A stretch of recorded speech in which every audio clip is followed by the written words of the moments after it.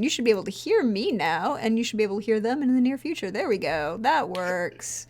Life is good. How we doing tonight, everybody? It is a Saturday night, which means we are here for Song of Agapia's Fortune. I am your friendly neighborhood Prax. Welcome to the channel.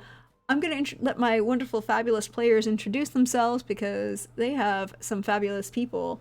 And I just have one quick question for them as you introduce themselves, and that is, how concerned is your character about that 2 week timeline? Just throwing that out there, before an angry Asimar with a pole arm decides to invade the Empire. Just feeling like that. That would be a question that I feel like I have to ask. And we should start with Team Fun. Well, one half of Team Fun today with Lynn. How you doing, Lynn? How's life going for you? I'm doing good. Busy, but I'm happy to be here playing this game with everyone. Hi, I'm Lynn. Chive, and tonight I am playing Theo Barrel Ember, Glamour Bard, she her, and you know what? If she's very concerned actually about this 2 week, just solely the fact that her family is in Southern Faroum, and that invasion is gonna go right is gonna be the focus of that, and that is worrying for her. If it was any place else, she wouldn't necessarily care, but it's going through her home, so she does care a lot. Okay, that's important to know. That's important to know. Why don't we jump over to right next to you on the overlay is Chris. Hi, Chris. The hashtag literal death of fun. Yes.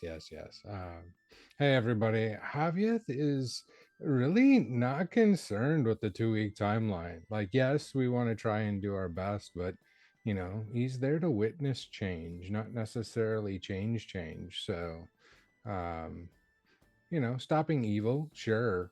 Stopping war because people are people, it is what it is. I mean, that makes sense. I feel that. I feel that. Um, and then jumping up, we welcome back. Hi, Jay. How are you doing? How's life going for you? Doing good. Tall Squall, he, him, and I am playing Thorn the Hedgeborn. And yeah, this would be bad. It would be bad. Also, we should all congratulate Tall Squall on his wonderful book launch. Congratulations. We Thank all you. friends. Woo, congrats. It's there. It's good. Then wait, hold on. I just realized something. The transcripts weren't running. I feel like a pro. But it's okay. I can fix that while we talk. And then that means we should introduce the other fabulous person who we welcome back. Hello, welcome back, Hannah. How you doing? How's life going for you? Doing okay. Life is happening, whether I like it or not. I am Hannah, Hanimation Arts, I think. Oh my god. Yeah, well, happy to be back. You're happy to be back. And Yep. and what does Malik is Malik concerned about this 2 week timeline? Not really. He knows he can get out of Dodge if necessary. That seems like other people's problems. That's fair. Honestly, like that's legit fair. That's legit fair. And that brings us to Pope. Hi, Pope. How are you doing? How's life going for you tonight? Hey everybody, Pope here, Pope Worldball on Twitter, Pope Worldball on Twitch. You're looking at all your streams. Glad to be back with the Agapia crew, playing Band vs. the Grey. Both of us use he, him pronouns, and war's a problem. I think there's something that a lot of folks are not necessarily registering. Is war is politics by other means. And in that discourse of politics, it is not the guilty who suffer, it's the innocent. And if there is anything or anyone who profits off the suffering of the innocent, it is those forces that brought about the doom of Agapia. So this is very bad. Oh, you mean Endios? Indios. Yeah. I'm getting No, ahead no, of no, wait, myself. no, wait. You were correct. The archipelago of Arabia, and you're on the continent of Endios. You were correct. My apology. But, When my players pay more attention to my map than I am at the moment, that tells you something. yeah, this is big Twinkie bad. Big Twinkie bad. Okay. It's very concerning. But luckily, we have the last member of Team Fun and officially the fastest halfling ever. Hey PB, how are you doing? How's life going for you tonight? Hi, I'm doing well. Running in here as fast as I can, trying to emulate a Tibian in my heart. I'm doing well today. I'm going to be playing Tibian Van Tuinen, who is a halfling unarmed fighter who uses she, her pronouns and is very excited to find out WTF is going on. What's happening? And I guess I have to ask the question, because I asked everybody else. What is Tibian's feeling about this, 2-week timeline before, someone possibly maybe declares war on the Empire of Varum? Man, that sucks for Varum. That's fair. That is indeed very fair. That is indeed very fair. And as you will notice, I did indeed leave all of the blessings that you were gifted last week up. Because last week we had a very pleasant, chill episode after you arrived. You've arrived in Posolof, city of the dwarves.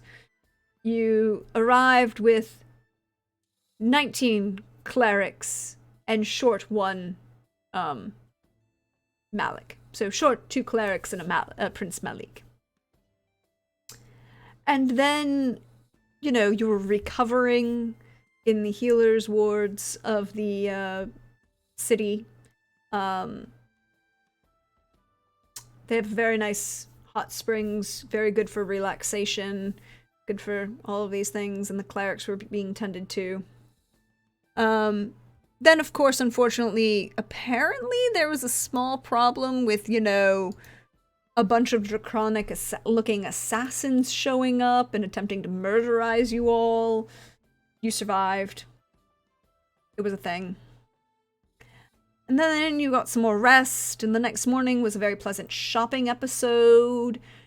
Somebody got a wand of sending, met a very pleasant gnome who wanted to encourage you into, things. But then there was also the discovery of some very pleasant conversations between Theo and Javi.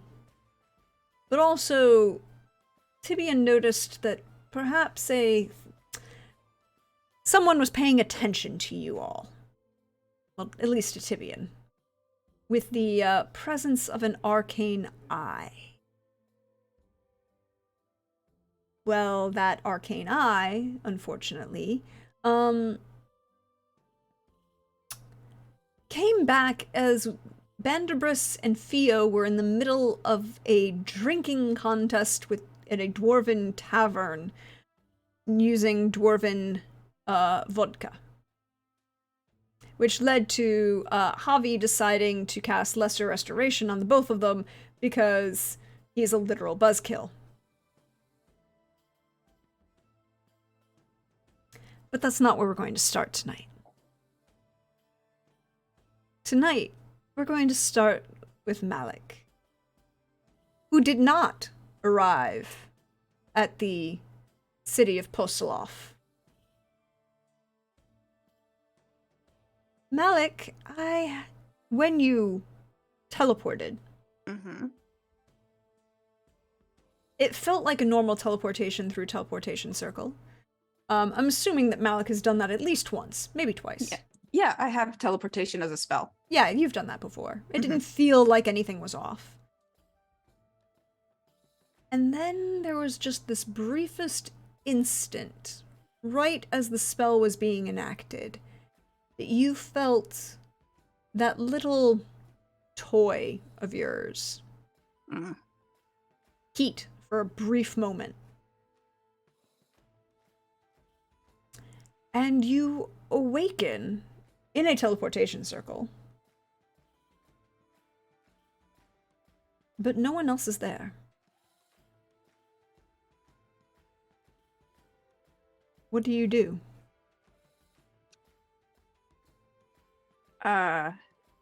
No one is there, or just no one I recognize? No one is there.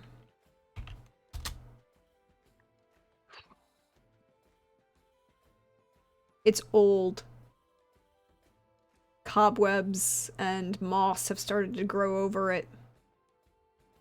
You're underground somewhere, but it doesn't seem to be anywhere that you know. And it's a small circle. Not even 10, 15 feet in diameter, maybe, at the most.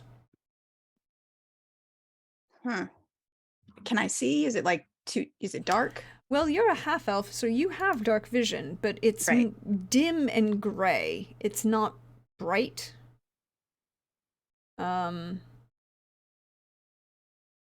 It isn't lit anywhere, but it isn't... So you can see, there's just very dim in front of you. Where did you bring me?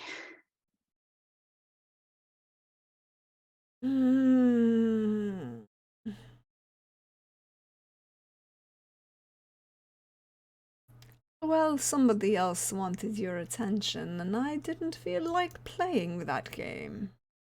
Somebody else wanted my attention? Well, maybe not yours. Yours?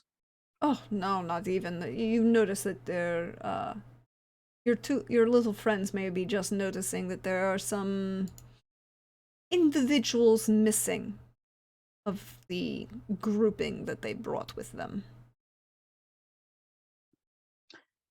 But I look around. Is there? You said that there's nobody here. So There like is the two not. clerics. Well, where did they go?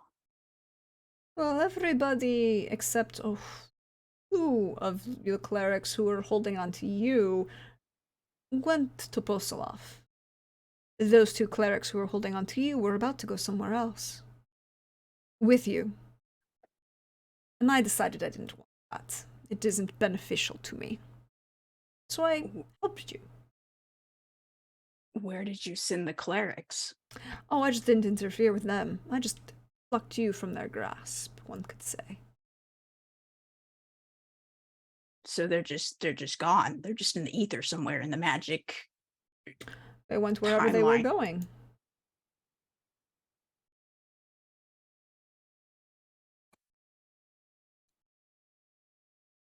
And where am I?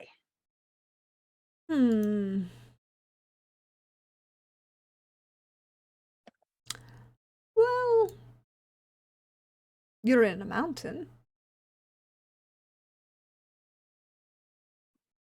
In a mountain?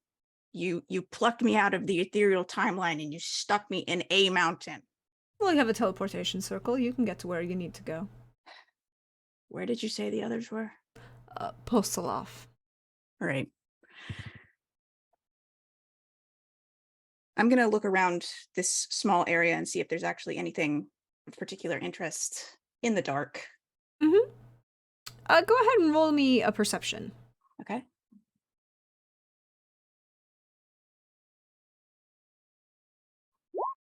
Uh, 22. So it is a little dark, but as you look around, you'll realize that it is a perfectly shaped domed cavern. But there is a hole at the top, like an oculus, that's perfectly circular, that's directly above this teleportation circle. You can see that there is a path that is to, well, for your purposes, to the north, that leads out of this perfectly domed space around this teleportation circle. And if you look up, you can see the night sky through that oculus. You can just make out your half elf, so you have 60 feet of dark vision. Yeah, so you can just make out this little path that leads out of this space, that there's just a pinpricks of light just beyond in the path. I'm gonna head towards the pinpricks of light. It's very obviously that this tunnel, cavern, pathway, whatever this is, has been man-made, or excuse me, not man-made, crafted by someone, right? Species unknown, but crafted by someone. It's very smooth. There's no appearance of tool marks. It's arched perfectly overhead. It stands about, as you get into the tunnel, you realize that the tunnel itself is about 10 feet tall by about 8 feet wide. It's slightly narrow. The dome with the oculus was probably about 30 feet high.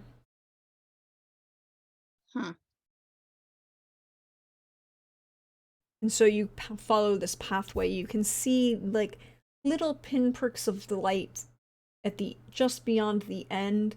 And what look like as you get closer and follow this path, vegetation has grown over something. But in this space itself, there is no vegetation.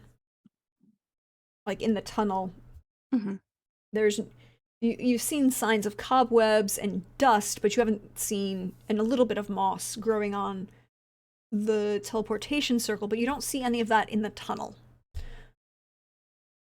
It's cleaned. Okay. Can I tell what's been grown over with plant life, or It just looks like the opening of where it opens out onto the outside the mountain itself has been grown over with, somebody brought kudzu to the continent. Okay, I'd like to use Mage Hand to clear out the shrubbery if possible. Yeah, I mean, you can use it to like brush away some of the shrubbery so you can get out easily. And once outside, what do I... Mostly it looks like hillside. Again, you can trees. It's night now, which is a little bit off in your timeline, right? Right. By about a couple hours. How big is the Oculus in the room I started out in? Hold on, I have to do math in my head. So about 10 feet in diameter, because the dome is 30 feet, which means the diameter of the floor of the room would have been, the cavern is 30 feet. It's perfect dome. So the Oculus is about 10 feet. Maybe a little bit less. Okay. I'd like to go back to the room where I started. And I'm going to use the teleportation circle to try to meet back up with my companions. Have you been to Postoloff before? I don't know. That's a dwarven city, right? Yes. Probably not. Okay. So you don't know the circle. You know that there is one, so it's going to make it slightly more difficult. So I need to look up teleportation because you're going there. I have to look up the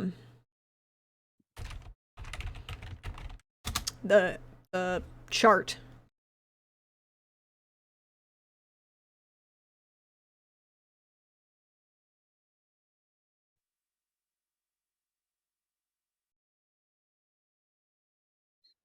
Okay.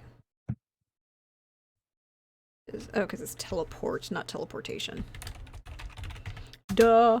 Okay, so teleport. So you're casting teleport.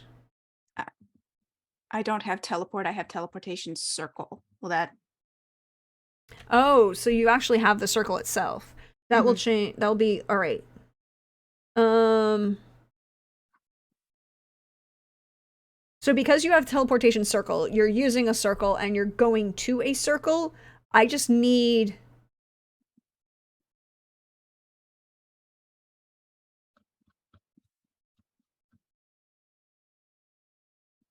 I'm going to need an Arcana check from you.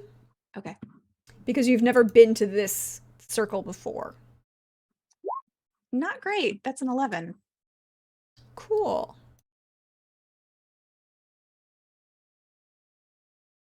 Reroll. Lucky reroll. We've got Yeah, 6 I of would, them. yeah. I'm just going to tell you, yes, there are 6 points of 6 luck. And they disappear at the end of the session. Okay, then I'll use one of those if that's okay. Yes, go ahead, re-roll. Yeah, you rolled a 3. Both times I rolled a 3. Dice are It's saying meant to be. something. Dice meant to are be. telling the story. They really want this. So, you activate your what does it look like when you cast this spell? Teleportation circle? Mm-hmm. It's like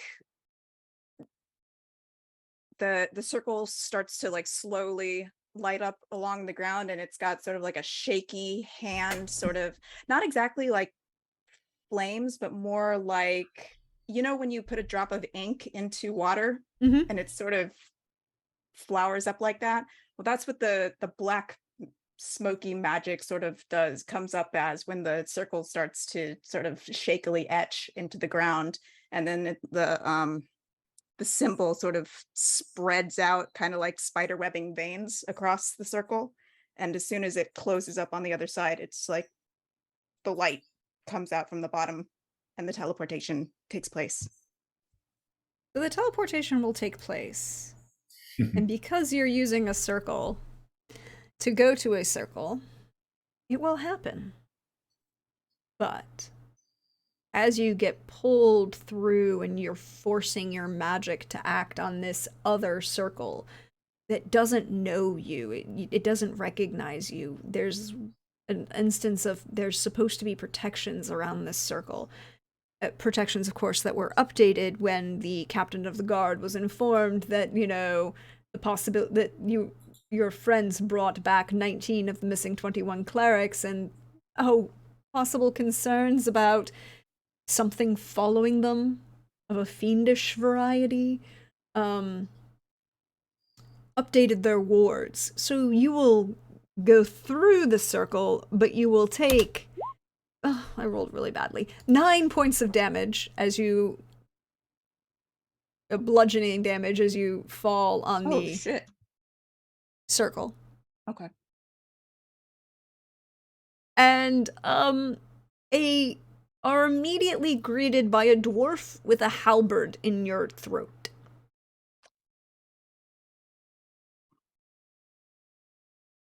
Who are you? Identify yourself. All right, and I'll like try to smack the halberd out of the way of my throat, just like, I am Prince Malik Salih. Get that out of my face. Not my prince, not my problem.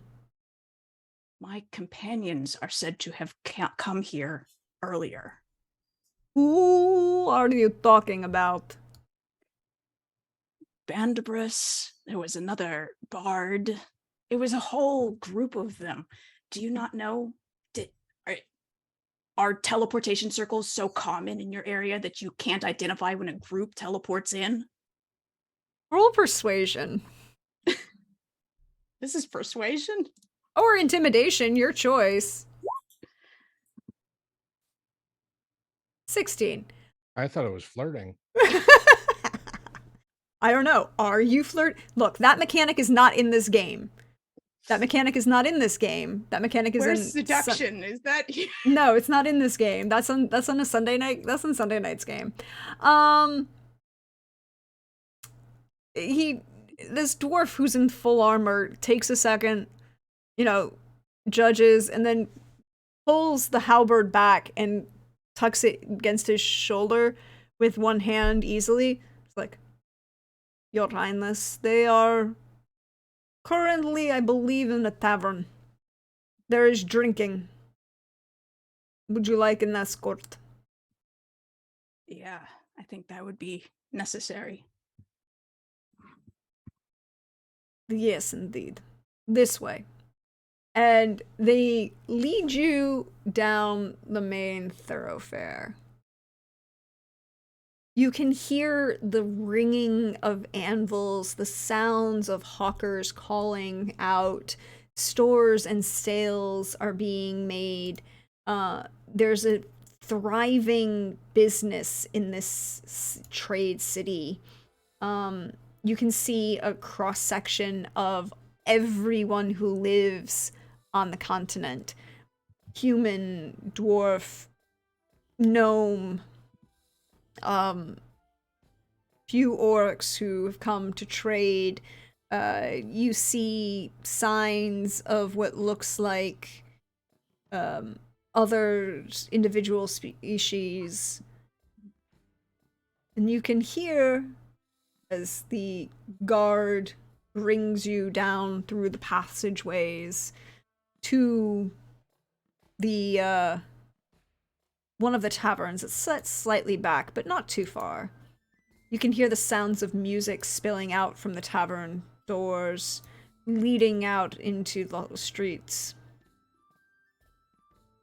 And he brings you inside, and you can just make out a scene at a round table set to the back of one of the rooms, or towards the room. You've got Bandabris and Theo sitting across from each other. 4 glasses in front of each of them have been tipped over, in front of either of them have been tipped over. The others are standing, are kind of seated around those two. Bandabris is staring intently at Theo as they are, I believe, Bandabris is cutting salt pork off of the ham hock and slathering spicy mustard on it. But then you would notice with your passive, you would notice Tibian get up and look concerned. Javi lean over and pat both Bandabris and Theo, and then they suddenly seem a little bit more aware of what else is going on, and I will let Thorn say what Thorn has been doing while this drinking contest between the bard and the wizard has been... With the wizard is apparently is winning, by the way. I should point out, the wizard is winning. So I would think ever since we've learned about this 2-week time frame, Thorn has been very lost in his thoughts and kind of reliving the past. So probably sitting there's probably a drink in front of him, but basically untouched, has gone warm, all the foam has died down. Nice dwarven, like super heavy stout, but has been barely touched. Whereas if we had been drinking prior, you would have noticed that he very much, that's a drink he very much likes, but at this point, it's kind of just lost in his thoughts.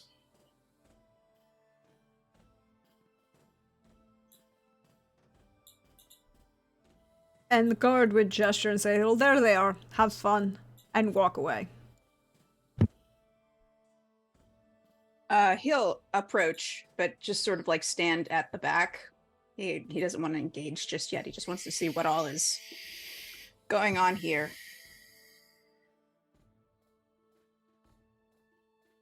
But I believe this is when Tibian has decided to make take a action, correct? Sure. Absolutely. I'm sure I will 100% remember what that action is. Well, in the I mean, next you 3 seconds. Felt like you were being spied on, so you took out a rod, and you were able to see something that no one else can see. Right. I did see invisibility. Mm-hmm. And with that, I see the arcane orb, was it? Arcane eye. So you see arcane eye? floating above your table, a little bit back, at an angle, this round sphere, with, you can just make out the tendrils of magic coming from it. Oh, I absolutely hate that description. I am going to then so I looked at Javi, and Bandabreast is now newly sobered up. So I'm rockishly going like, good job, you guys are so silly, blah blah blah blah blah. And I'm gonna look at Bandabreast, I'm gonna hit my staff again, and I'm just gonna do detect magic. And I'm gonna look at Vanderbreast and say, man, we've got so many friends here in the city, don't we? And I'm just gonna like clap my hands up. And as I'm looking up at Bandabreast, even sitting down, I'm sure I have to look up to see you. I'm gonna just keep looking up, and you'll notice that I'm pointedly looking at something, but not making eye contact, singular eye contact with the eye. Just showing that. But I do cast detect magic just to make sure that there's no other funny business going on.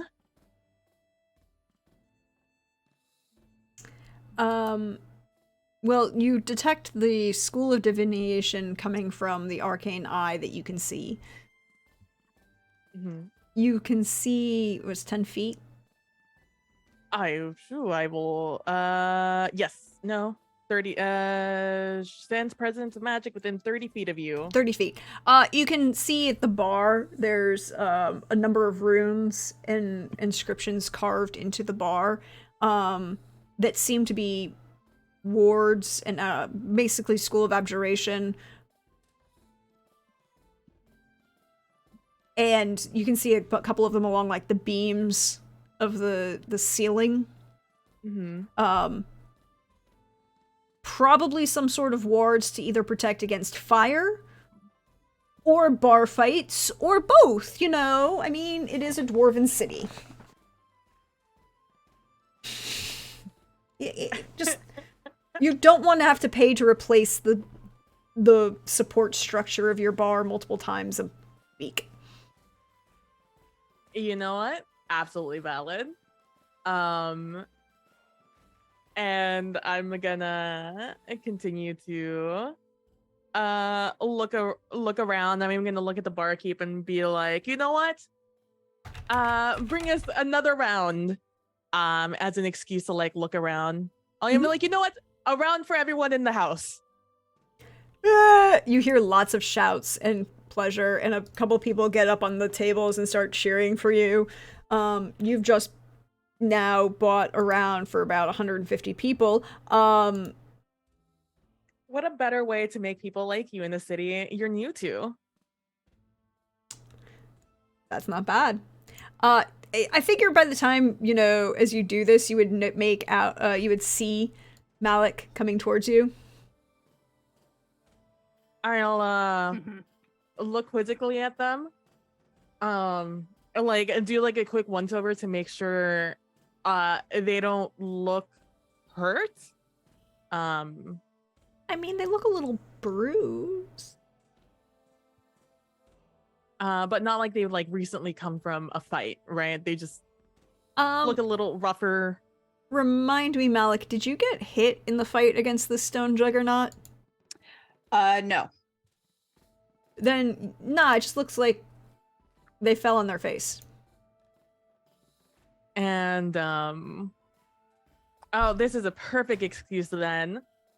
So, again, I'm gonna look very pointedly at my companions and, give another glance up as I like start cheering with the rest of everybody. And I'm like, yeah, woo, trying to keep the hype up, / a bunch of noise and cacophony happening in the bar.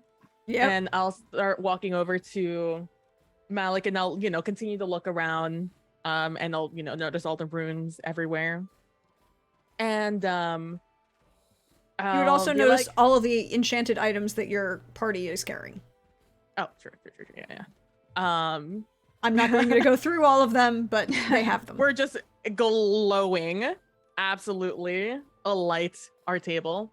I'm gonna go over to Malik and I'll be like, "You're alive! It is so good to see you." And I am going to go in for. You wouldn't know that it's an uncharacteristic hug. When someone is taller than me and I'm not asking. But I'm gonna go in for a hug and I'm like gonna tug you down and be like, "We are being watched right now. There's an eye above us." And I'm gonna like slap your bag back pretty high and be like, "Amazing! The party's all back together." What kind of eye? I simply hit things. That is for you to find out.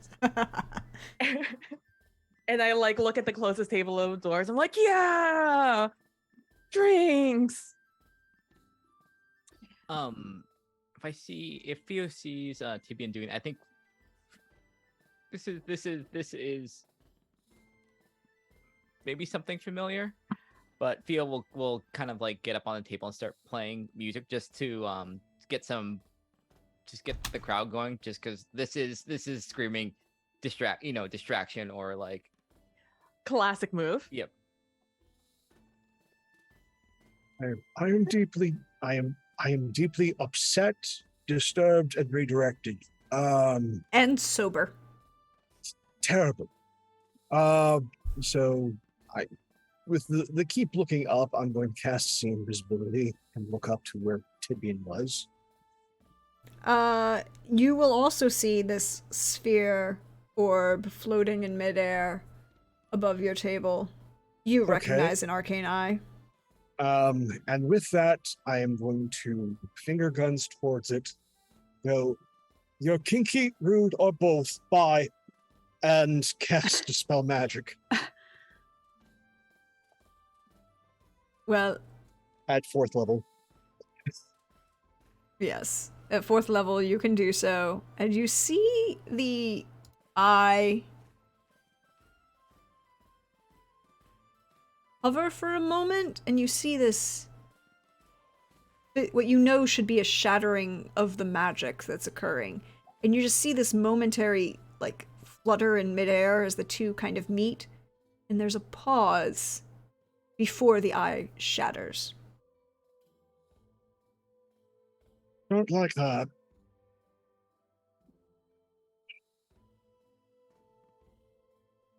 Don't like that at all. Don't like what?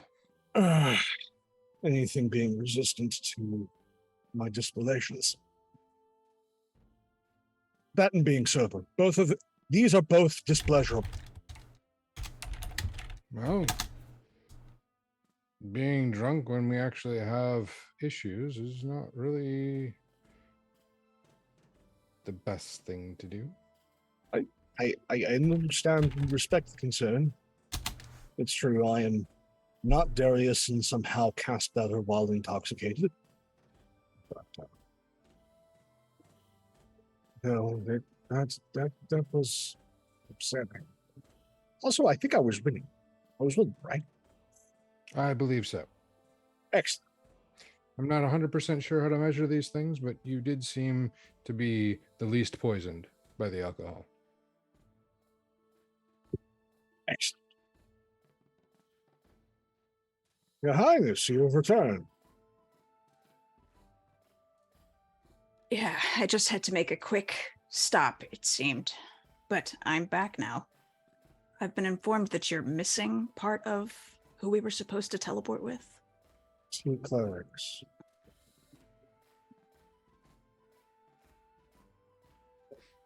And where did you crawl in from? I think that's less important than the fact that you lost 2 clerics, don't you? Oh, we could have lost another bar, but you know what? You're here, so. I do believe that they were the clerics that were closest to you when we teleported, if I remember correctly. They were, but I was not in charge of the teleportation circle, so how I have no idea how I could have controlled that. I didn't mean to imply that you did. I was just wondering if you had any clue as to where they went. Well, no, I don't. I just got here myself. Insight check, please. Yeah, I'm gonna do an insight Yeah, check. yeah, Go ahead, yeah, absolutely. I would like to remind my players that this is fine, but you can't use luck, Yeah, no, it's fine. Yeah, No, that's fine. it would. Be, except for the halfling. I just want to get the vibe. yeah, I get. Yeah, this is not. I feel like 24. 52. I rolled a 2. Natural 2. Oh. Yes, a halfling one.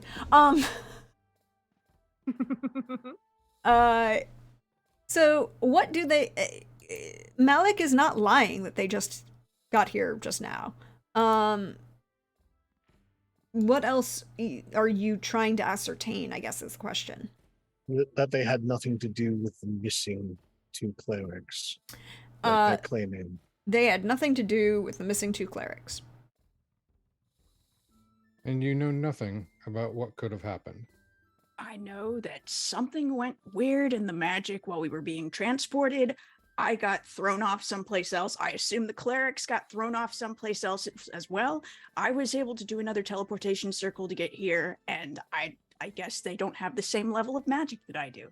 So I would assume not. Most clerics can't teleport. So, no, that's great. I'm glad that you made it. I was just hoping that there was some sort of clue that we could use to try and locate them. And deafening silence from our bard. what clue do you want me to give you? You sound like you're saying that you think that I had something to do with their disappearance.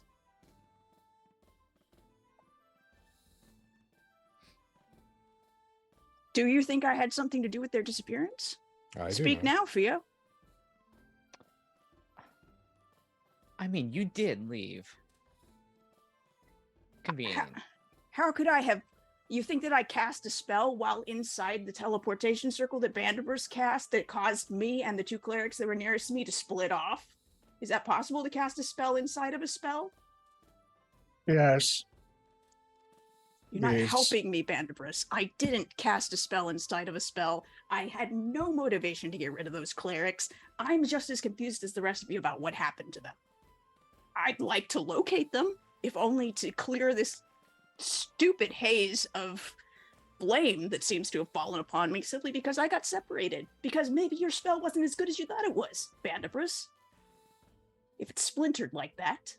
I love how you immediately enter and accuse me of things. This is noted. Oh no, keep grumpy.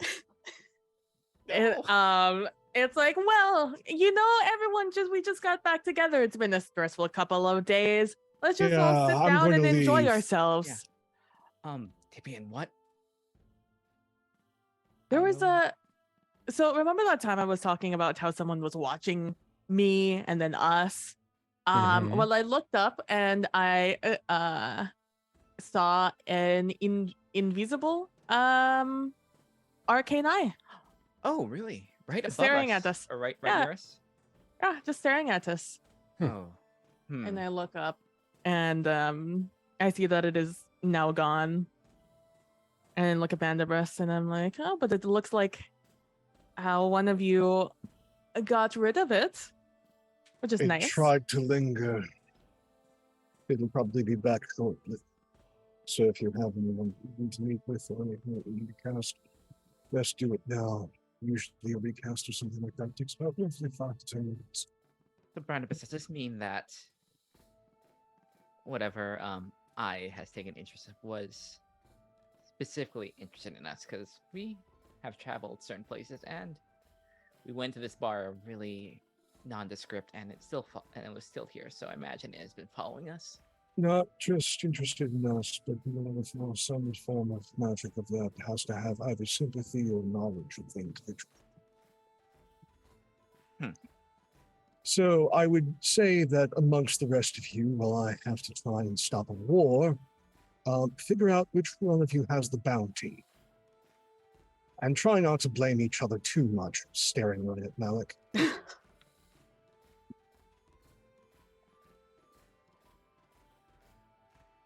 Now, if you'll excuse me, I have to talk down Lord Iago and somehow find 2 members of the Watchers that are not alive and not dead, and try and stop myself from casting divine magics to do so.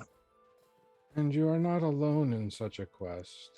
You always act like it's all on your shoulders. Honestly, Bandabris, it's getting old. Can you just sit and work as a group? No. Looking at Malik, groups usually trust each other more and walk away.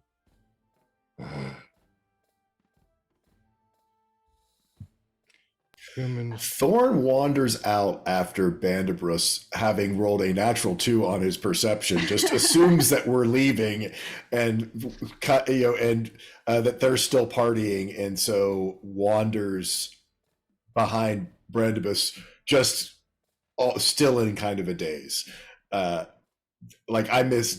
Thorn missed all of that, thinking that it was part of, they're drinking and partying and dwarves doing dwarf things, and the whole conversation sees Brandenburg leaving, and probably picked up that he maybe heard the name Iago and was like, oh, okay, yeah, no, but it's just sort of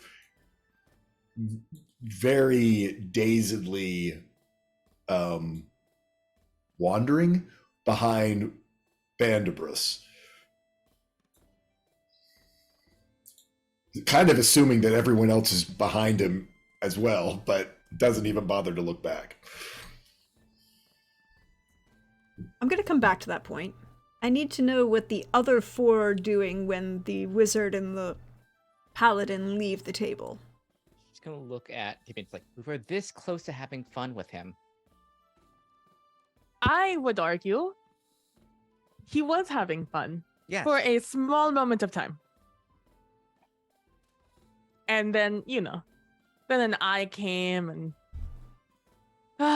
maybe after all of this, Bandabris will learn how to chill the fuck out. Well said. So,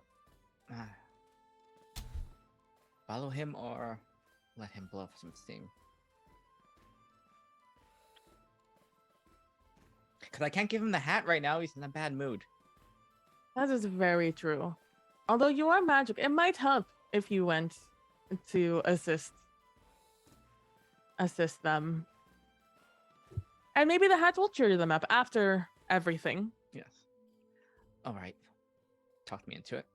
I think Fio's she's gonna take a little bit of a turn to the bar and grab one of those bottles of that what was it again? Vodka. Vodka, yes. Clear liquor. Just put it in bag of holding and then just go toward Brandibus. Okay, so you're going to follow. Mm-hmm.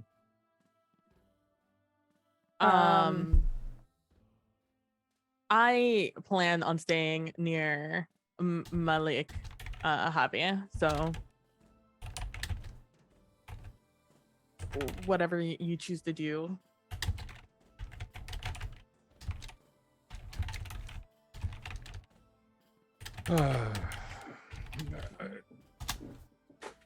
Javi is probably just going to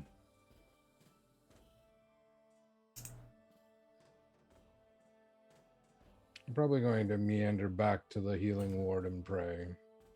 Mm-hmm.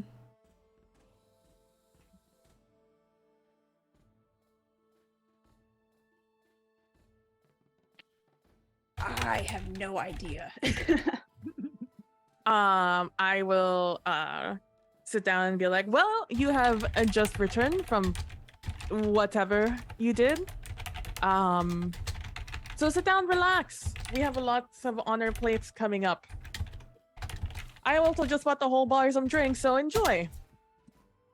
Yeah, I'm not really in the mood to drink. You never seem in the mood to drink. They have things. They have any drinks. We're in Bosalav. They have so many specialties. Where are the rest of the clerics?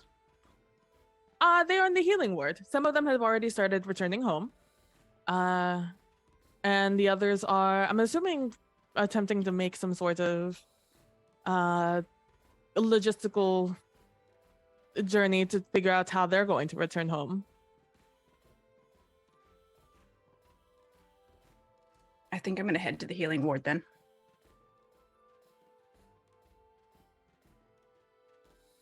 Okay. Let us go to the healing ward then. I'm gonna go settle my tab at the bar. You are going to go settle your tab at the bar. Now, we haven't talked about financial concerns in this game. We're kind of hand-waving it. You have a lot of power and money at this level. But when you do, the bartender, a rather, well, stout, young, female-looking dwarf, looks at you, smiles. I'll give you the half off for the good entertainment. That is very kind of you. How about 25% off and you get to keep the other bet I would have saved. Just for you. Mm-hmm.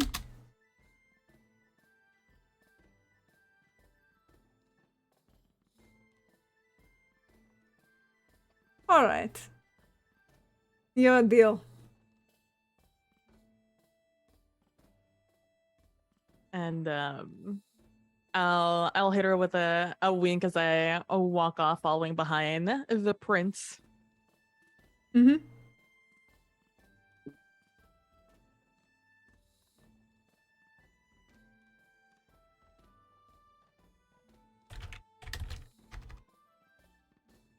I will follow PB because I assume that PB knows the city better than I do. I just got here. True, I sure do not, but I will. I do know my way back, and so while we're walking, I'll say, so, how have your past? What's it been? 2 days? 2 days been? Mostly uneventful.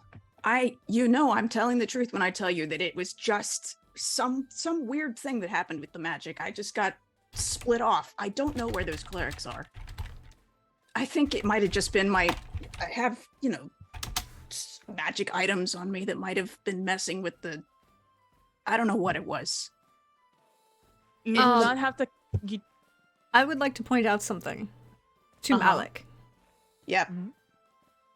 Tibian did say, "Where have you been the last 2 days?" Wait a minute. Yep. I figured I would point that out to the player. 2 days? I think so. It's a little hard to tell time without the sun, but I think it's been 2 days. It's been at least 2 sleeps. Coming up on our third. You got here 2 days ago? Yes. Have it not been 2 days for you?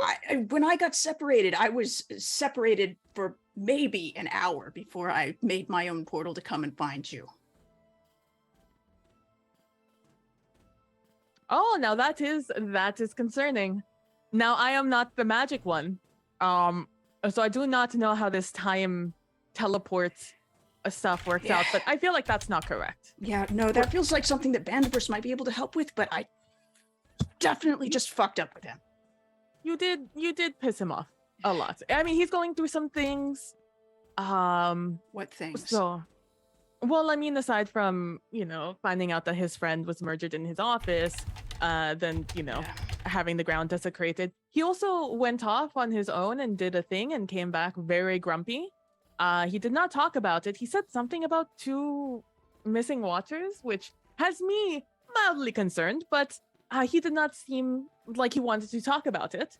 But the watchers are his only friends, so I have to assume that has something to do with it. You gotta believe me, I have absolutely no motivation to do anything to those people.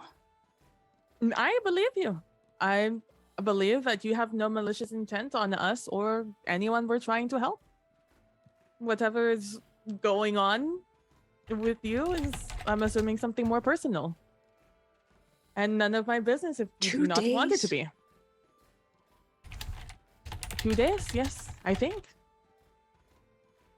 Shit.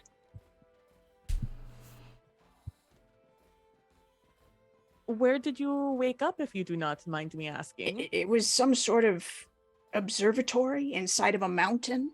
There were no markings anywhere for me to know what sort of place it was or even where it was on the map. Nothing. Huh. I could see the night sky and that was it. Did you leave by your own magics, your own... My own teleportation Circle? circle, yes. Yeah. Interesting. That is... Huh. I wonder whose that was. I don't know. And you are certain you are okay? I'm fine. Like- I'm fine. Yeah, I You're like just a another little bit look over. a little bit disconcerted about losing 2 days of time, as anyone would be, I believe, and 2 people, that doesn't feel good. And being immediately accused of having something to do with their disappearance upon coming back after being lost for 2 days doesn't feel great either. I'm going to be totally honest with you. But I don't blame you, I guess. If someone else lost 2 people, I'd be a little suspicious of them too. You did not lose anyone. They have just been lost, and it is concerning. Mostly, because we were in danger when we left, but also, because of this whole ritual thing, I guess, that is going on. I don't know. I still don't know much about it. But yes, it's just, high tensions. Had that eye. Who would have an interest in spying on you like that? Well, the running theory right now, it's either the people who tried to there was an attempted assassination on us by some dragon looking things. Don't really know what dragons look like, but that is kind of what I've read they look like. So there was that. So it could be those people. Hold on, wait. There was an attempted assassination by dragons, and it's just now coming up in the conversation? I mean, it happened like right after we got here. We had like a little bit of time off, and then all of a sudden, from the shadows, dragon assassination. Every day sort of thing. I mean, there were some other things happening when you came, an arcane eye. The other running theory, by the way, is that it's the person who has the bounty on one of our heads. Although, since you weren't here, maybe if it is the bounty theory, congratulations, there's no bounty on you. If that's the case. But you should be careful about those assassination dragon things. Dragon humanoids? I do not know. They were poisonous in nature. Should probably do a little bit more research on that. I think Javi knew something about it. We should probably find Javi then to see what all he knows.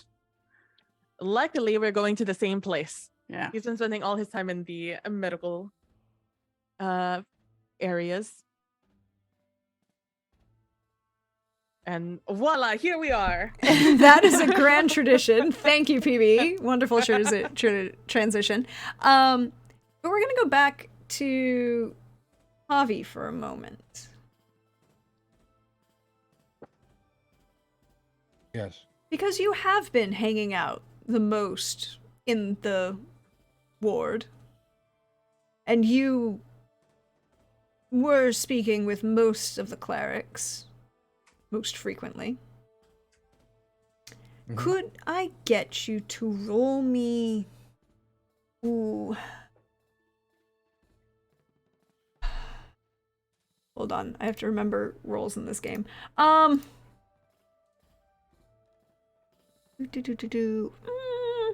Your choice of either insight or religion.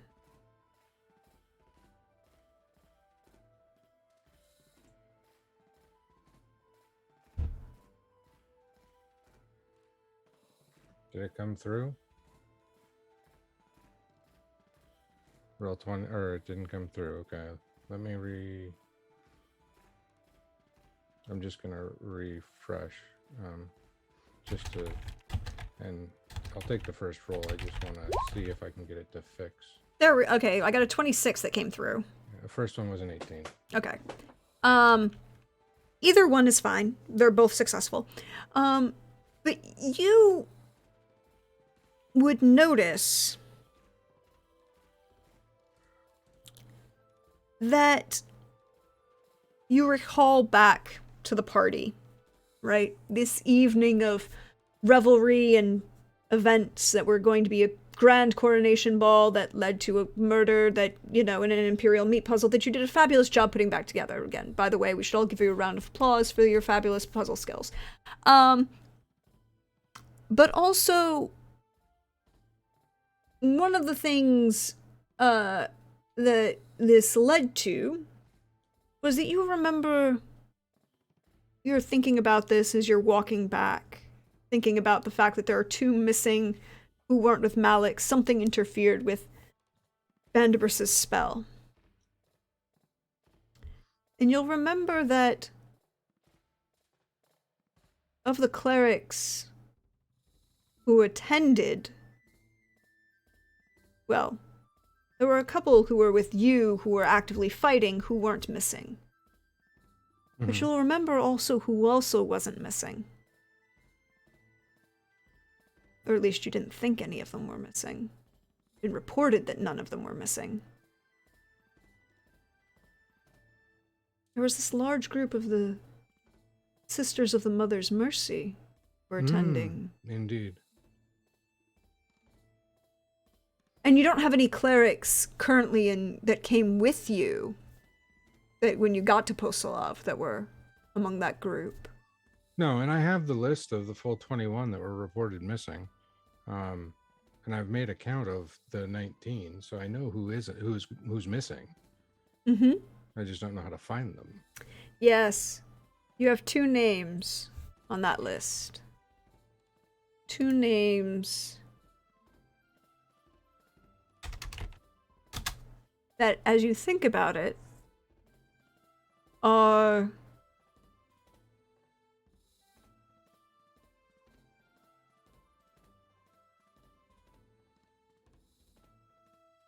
Zilpa and Utama.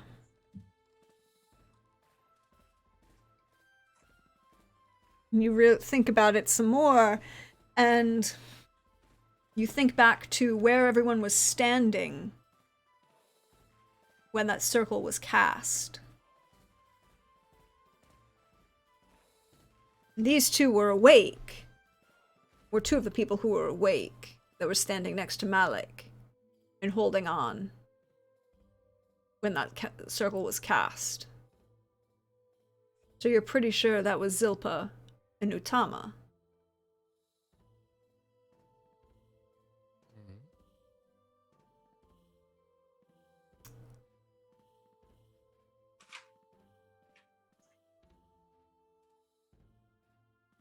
And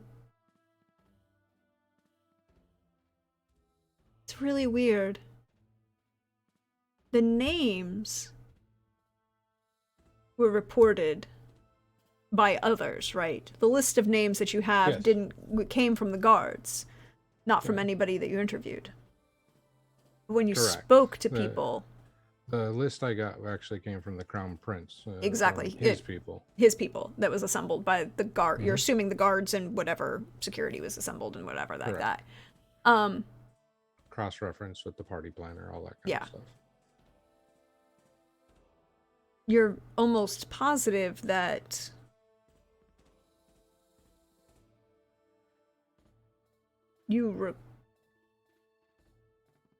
that there was a mark next to them on the list as you look, and there seemed to be from Saling on that list.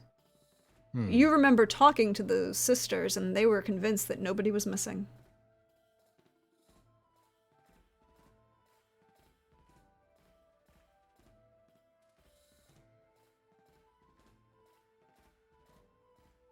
Well, it's not out of character for the sisters to take matters into their own hands and not trust anybody. True. they become more and more insulated and reclusive in their politics. So it's not out of character, but it still is suspicious. Maybe it was magics from their own trying to pull them, and it caught Malik as well, sending Malik off course. Or maybe they were trying to abduct Malik. Is a As a- question. Bonus. That is indeed a question.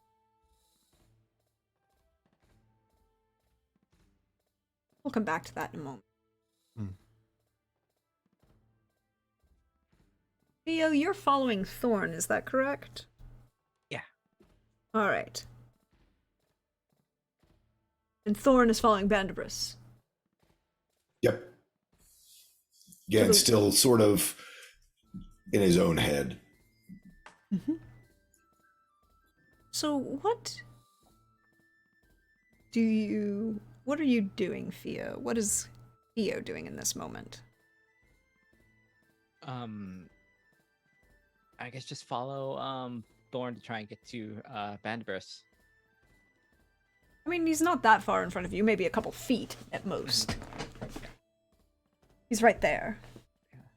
Could reach out and touch him even if you wanted. Okay. Bandabris. Just Yes. wait up. I'm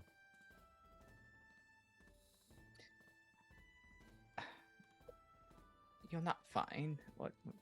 What is it?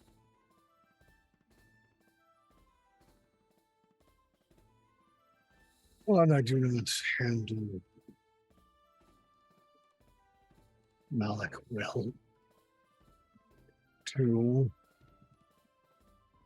I don't know what complicated means when it comes from the voice of the deities.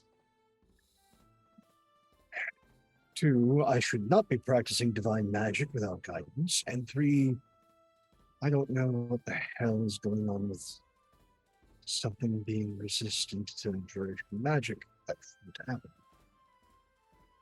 Or I have to have a conversation with Iaco using magic, which means he's going to be supremely pissed, and inform him that one of his few friends on this planet is dead, murdered in my office and the ground desecrated.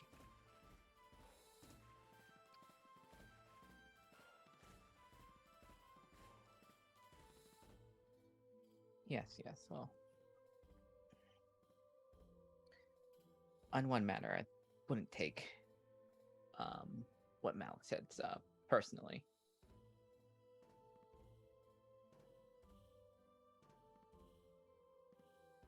So that with everybody.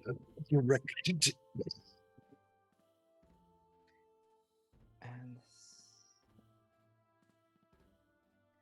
this is a big enough thing where, is it possible that you don't think we're taking this seriously enough? Considering that if I was something dark and terrible and wished to harness carnage, killing one of the Duke's personal friends in a very forwarded manner, abducting something that is numerologically potent, causing a war, harnessing that suffering through whatever arcane means, especially when an entire southern duchy has been left to be fallow for practically a generation. And other fringe benefits that we may or may not be aware of. Yes, I think this is rather dire. Yes. You said your family is in the southern duchy. Yes.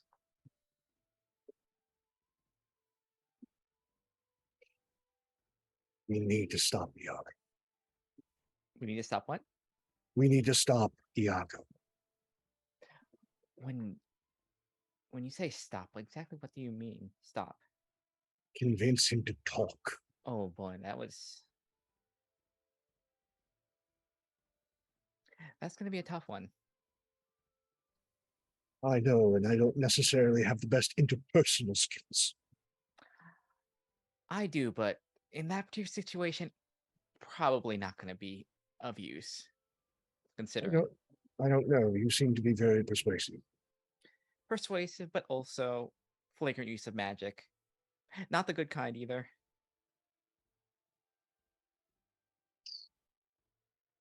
Question: But Are you versed in the spell Dream? no. We need to fix that. Hmm. Never thought about that one, but I imagine that could be interesting. But More reliable than sending. mm, Able to send a mood. It's a very good way to communicate in distance. being the individuals I am, this is gonna feel strange, but I do think we need to more or less, I think, be on the same page and not just split off every time a problem arises.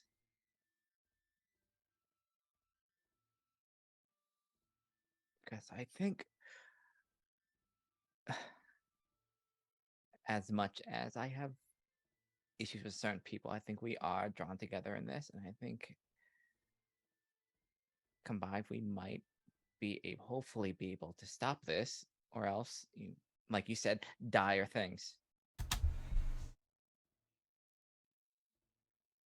He's holding back tears at this point as he looks up to you. It's her, isn't it? Not necessarily Ariana, but you sounded exactly like Nyara just then. Mm. Exactly like.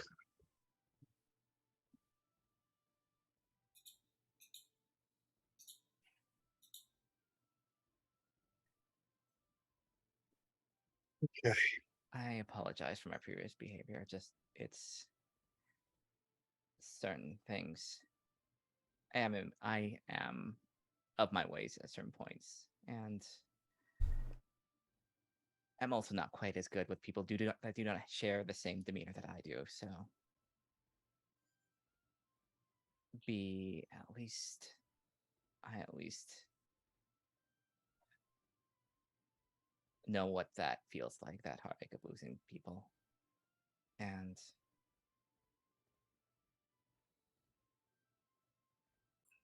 know that we all, I think, due to our particular lifestyles, know what that's like. So you're not going to necessarily be alone in that. Even I have lost people. It's not all sparkles and lights and glamour all the time. But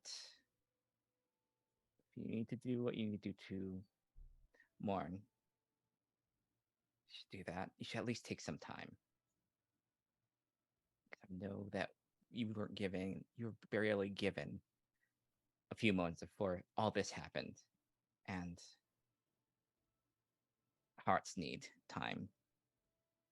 They need their time.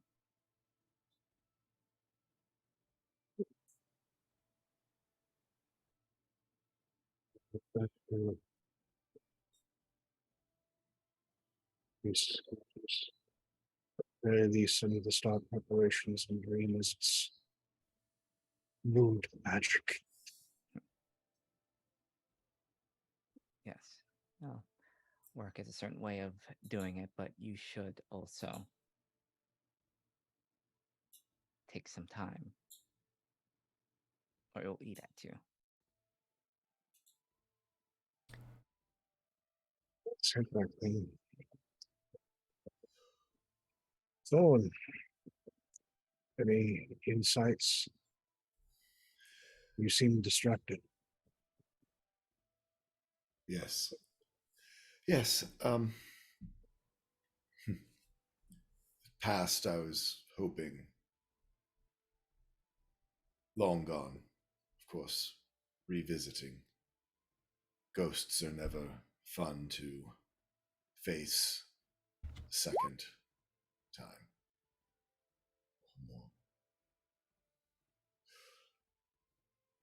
It's a long shot, but I might have a way for Yago to at least open his ears.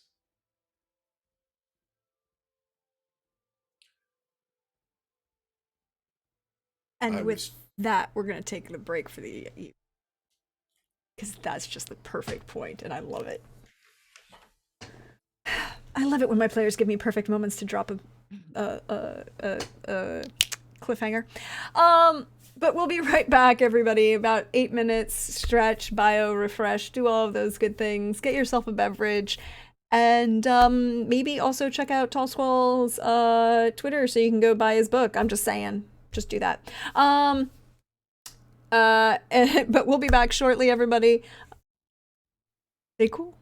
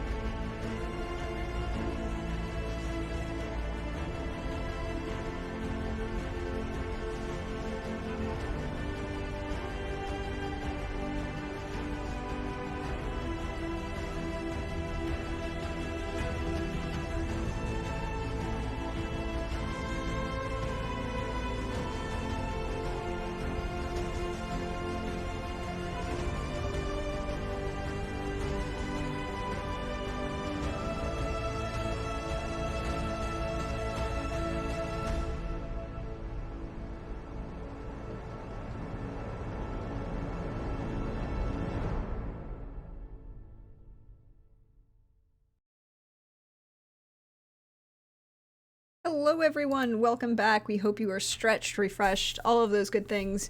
You got yourself some water, beverage of your choice.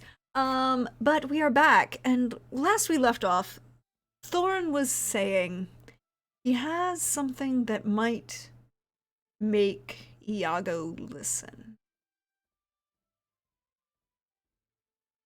I look to Bandibus and Theo.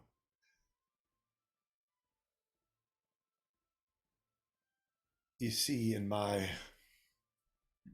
previous life, I was trained by Sylvan Hamamura, Iago's great uncle, the same man who trained Iago. Sylvan, our final words together were, he considered me like a son. And while I still don't wear that face, he pulls down his shirt and you see this nasty raised scar. I still wear the scar that he gave me. I suspect Iago has a similar one, as Sylvan was not a...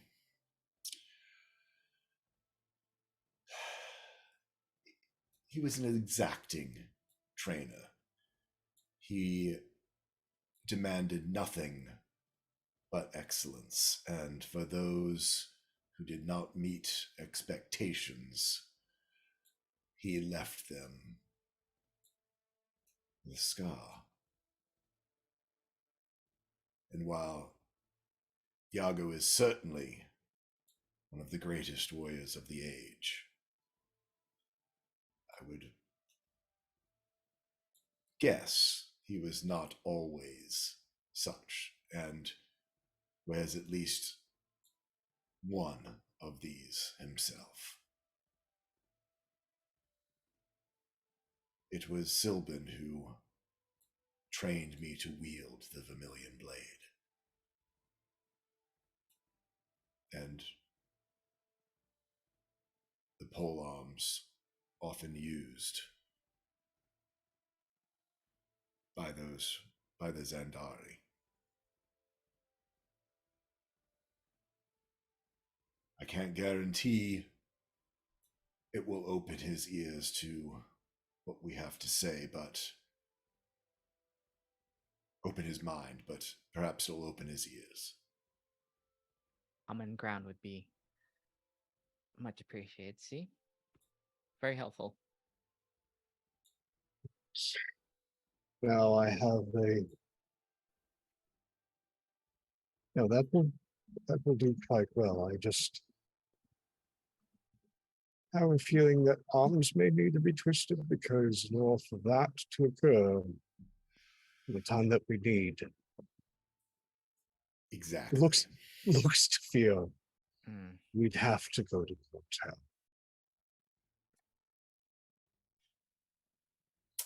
I was hoping you weren't going to say that, but sometimes you have to play in places you don't necessarily look forward to going, especially if your home is going to get lit on fire.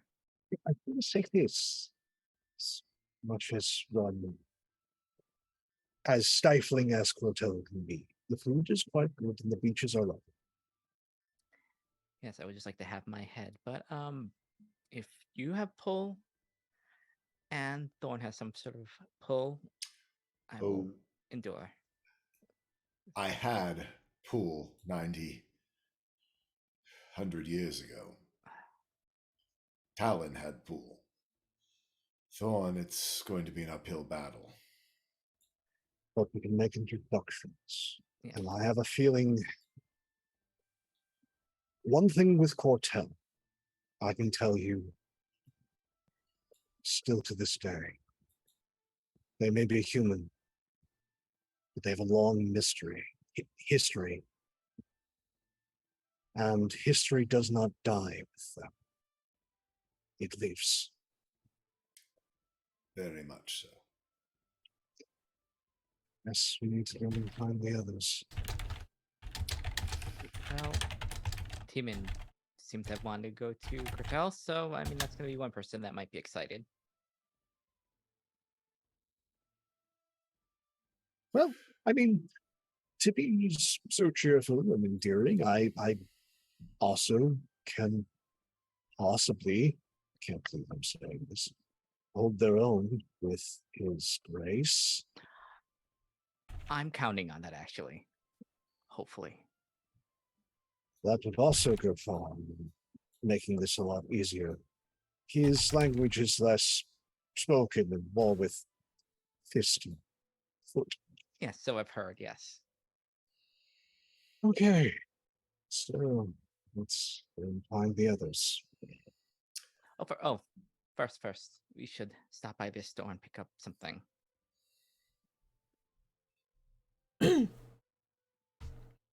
Okay, Yes. if you Come should. So, on. Come on. okay, I'm fine with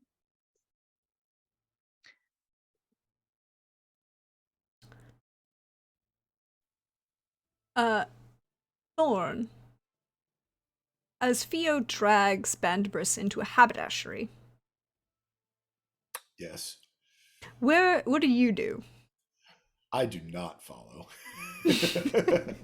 Into the hat store. Okay. No, because actually I and suddenly finding myself alone, Thorn, actually these folks all know, so it's not.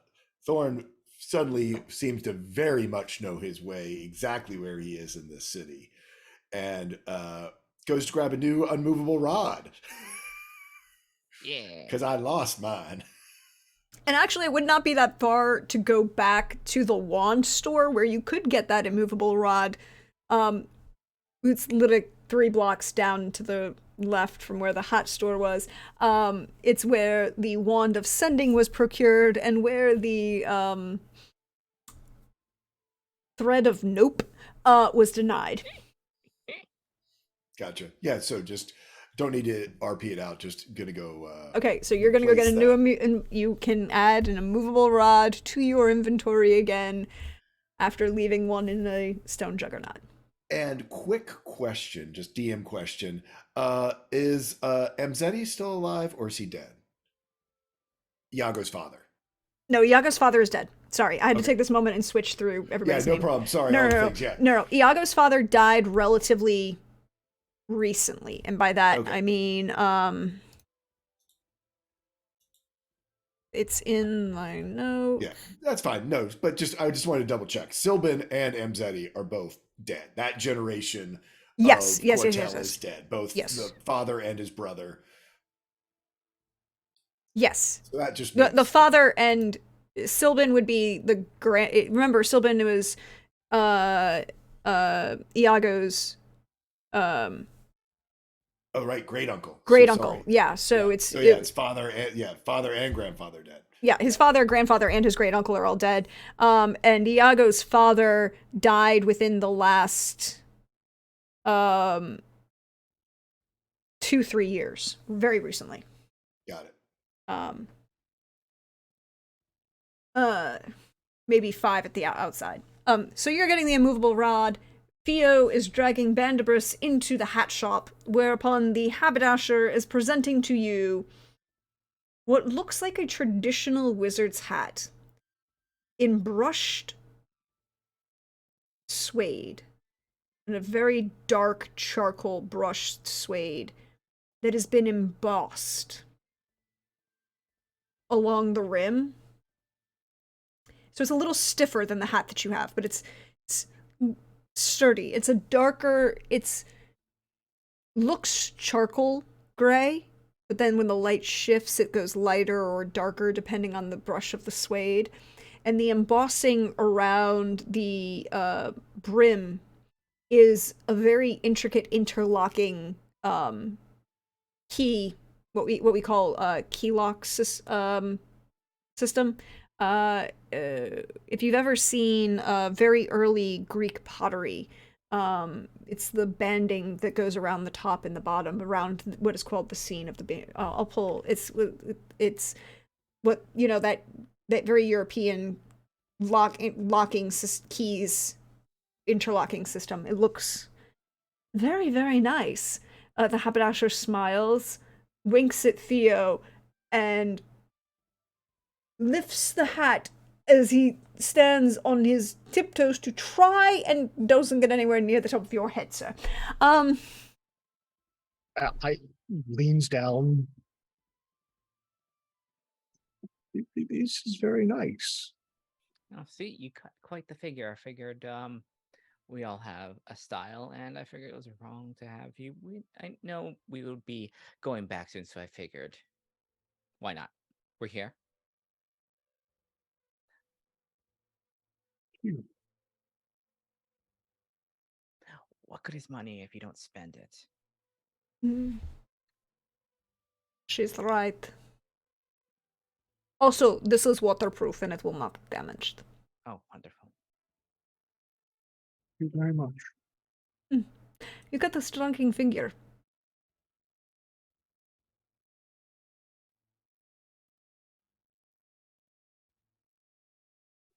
He's at a loss for words. Fia will give the Mm-hmm. just like a good, like a smile. It's like, The haberdasher will Yeah. wink, and as you leave, where are you headed? I guess back to the healing place. So you're going back to the healing ward. Yeah, Thorn, that's right. you're going back to, everyone's going back to the healing ward to meet up, is my understanding, correct? Yep. All right. So why don't I just move everybody, fast forward the clock if everyone's okay with that? Unless there's something else anyone wanted to do in this moment. All right. So Javi has been tending to the clerics. Most of them, half of them that you have brought, have now been returned home. A few are, getting some final healing, and then they are going to be leaving tomorrow. Tibian and Malik can come in, and then shortly followed by Bandabras, Theo, and Thorn. And the stage is yours.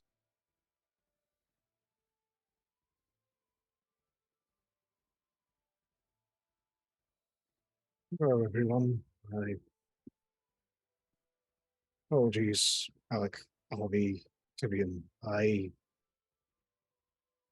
let things get to me. It's not your fault. No, Bandabers, you know what? It wasn't fair of me to accuse you like that. And if someone else had come in missing two important people, I would be equally suspicious of them. It was a bad situation all around.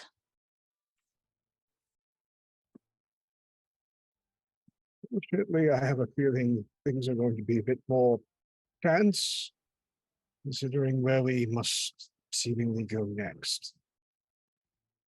As you say tense, you will notice Tivian standing between you guys, like very giddily, like jumping up and down, just like, oh, you guys are making up, kind of face on. I have a feeling you're going to be more pleased with the words that are going to come out of my mouth, Tibian. Oh, I have a feeling we need to go to Cortel. Yeah, Cortel. Cortel. is it to meet a certain lord? Duke, His Grace. I think we need to speak to him in person. Well, now that would be a very interesting thing to do. But why do you want to see him in person? It War might is a be- bad thing. It might be the only chance we have for him to listen. I have a family connection to Iago from my old life. And what are we going to counter offer him?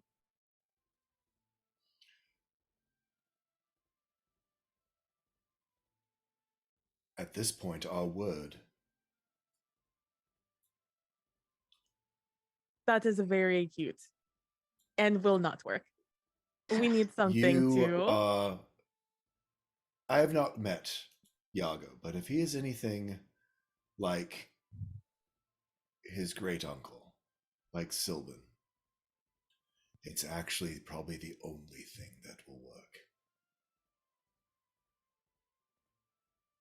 Also, I do not want to deliver the news about Ariana through something like sending. He needs to know. And 19 of the 21 being rescued is better than nothing. Also, some of you who are better with words or looking at being speak Iago's language of more martial prowess may be able to get through to him, buy us more time, if not get him on our side. Okay. So let's say things with Iago work out. What is our next plan? What are we working towards? All remains trying to find out how deep the rabbit hole goes. Why are they trying to incite murder? The seven-pointed star. What does possibly Cortel know of this organization? Find as much as we can from Iago and Cortel. Narrow our scope, as opposed to right now we have so many more questions than answers. Yes, I mean we do have one mission. We have series of mysteries, and for sure, getting this oppressive time limit off of our backs would be certainly nice in having us think clearly on our next steps. I might be mistaken, but hopefully we've delayed the other plot by recovering these, well, 19 of the 21, but hopefully the other two are out of their hands.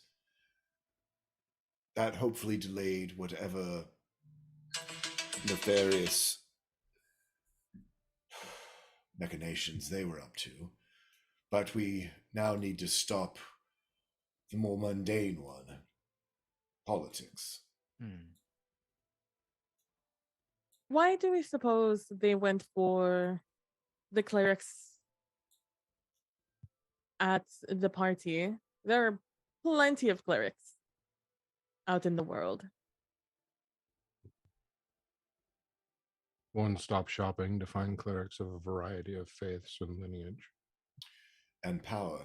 Yes. You have to remember anyone who was at that party wasn't run-of-the-mill local temple cleric. Yes, deep connections to powerful people as well. Then who is next? We've had the paladins, the clerics.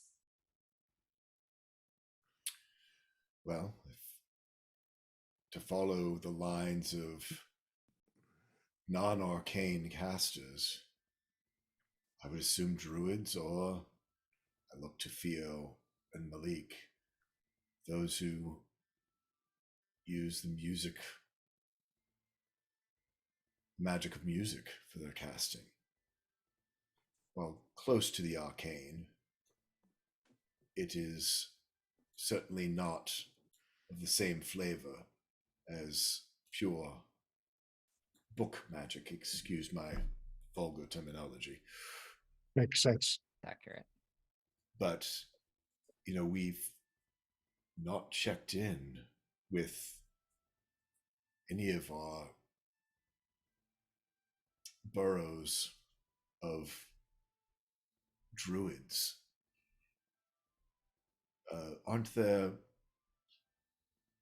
many druid druids amongst the halflings? Yes, Sorry, I'm trying to remember world lore. the Cadella halflings have many a circle. There's also circles within the practices of Uraba and to the northwest. Also, a few more constrained circles within the empire itself. I mean, I myself have strong connections to Fasti Tetu and nature. Mm. I mean, perhaps that's why I wasn't taken, being a paladin at the party.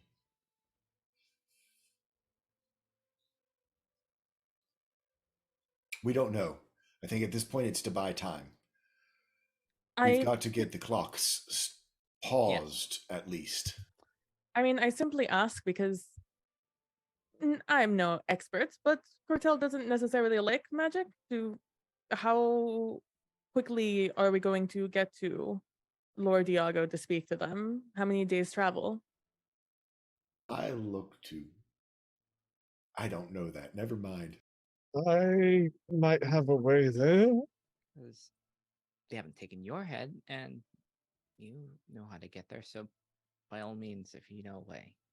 They have a bit of property just to the south of Cortez border that I have developed. Barring. Go ahead. What are the chances that it could be trapped? Oh, it's most certainly trapped by me. Mm, I mean, no. No offense to your ruins or your alarm spells. And I mean, admittedly, it's been a while since you've been back to the room, but people have broken into your places before. I wasn't allowed to practice all the magics that I wanted on my office. In fact, I was quite heavily barred from practicing all the magics I wanted on my office. Oh, we've been Well, office okay. traps. And look, I am just making sure. Because we If will be it- vulnerable at the time of landing. If anyone penetrated all those wards and survived the retribution that was upon that place, we have bigger problems. Now, Just will we survive? as long as you stay in the circle and wait for me to turn everything to safe. I don't like how you went safe. I don't. So, okay. We get to your wizard tower. Mhm. And then that is so stereotypical of you. We'll talk about that later.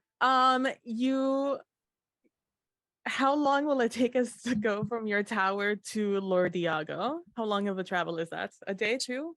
It's about A 2 week? days. 2 days? 2 Okay. days. 2 days by horse. Oh, Oh. So like I 3 can days. summon those. For all of us? Well, you're not very big. Okay.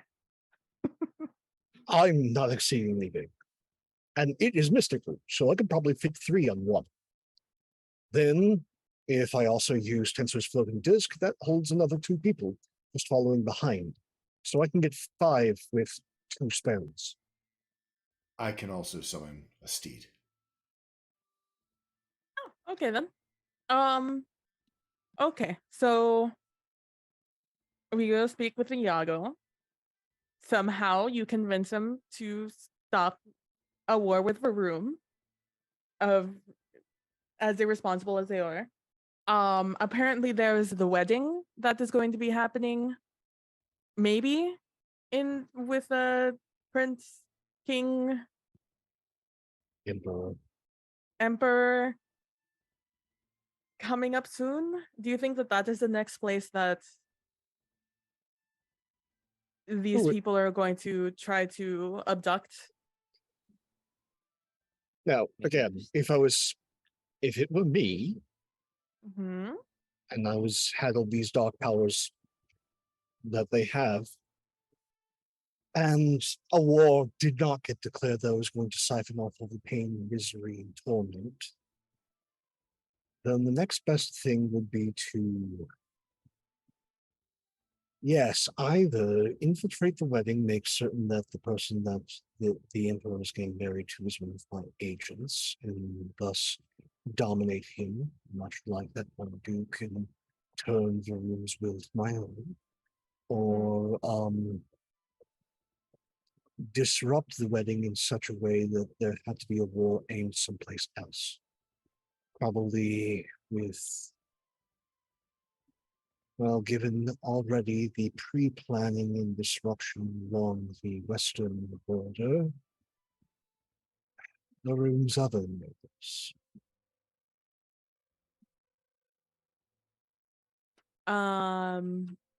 Okay. Okay.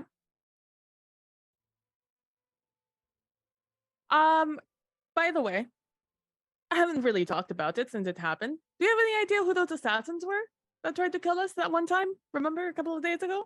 Yeah, draconic in nature and somehow tied to darkness, not really something I know much about, aside from scaly. Because I feel like that is, aside from like world-ending things, I feel like that is our immediate danger. Yeah, they are servants of an infernal power. They don't freelance. So whatever dark things are at work here, they did the bidding of the same person, probably trying to repossess those in which we've taken. And we Also, assume that this is the same person who is scrying on us? No, I don't assume that at all. We didn't get enough information to be able to make any assumptions as to what that is. Aviath is right. It could be any number of things. Though it lingering after the dispo. Don't know what that was about. Do you think it is a different type of magic you were interacting with? I'd have to do more study. Pick up a number of libraries. I would understand what the hell that was. Something that had a stronger will than the arcane. Or has been shored up in some way. Goes without saying that we should probably continue on as if we are being scryed upon as well. Oh, of Mhm. course. Sure, it's not going to be limited here. How much can you see when you are being scryed upon? When someone's using a scrying spell? Yeah, like what do you see when you are scrying? Just the people? Do you see details like writing? Can you hear? Depends on the spell. Some give you just audio, some give you just visual, some give you both, some give you the ability to angle the view, others it's just one spot. It's the variety is as vast as magic is. And then assuming we are being scryed upon at all times, then we should keep any strategizing for locations where we cannot be scryed upon. Yeah, I think I can help us with that. I know a spell that can allow me to avoid scrying detection constantly at all times. Myself and anyone within a perimeter proximity close to me cannot be scryed upon. So if we want to do any planning that we worry might be looked on, I can help. I won't be using that much in the near future. But my primary concern now is main means of getting to the tower is using teleportation circle, and considering it happened last time, I don't necessarily want to repeat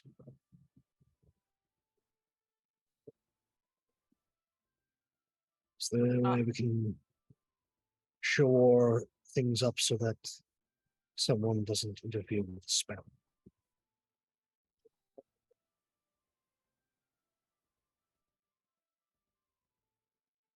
I look at all the magic users. Possibly having that blocking scrying could block Interference? interference. I mean, it is long Couldn't range hurt. magic, so it could work. Only thing that could affect it would be the gods themselves. Mhm.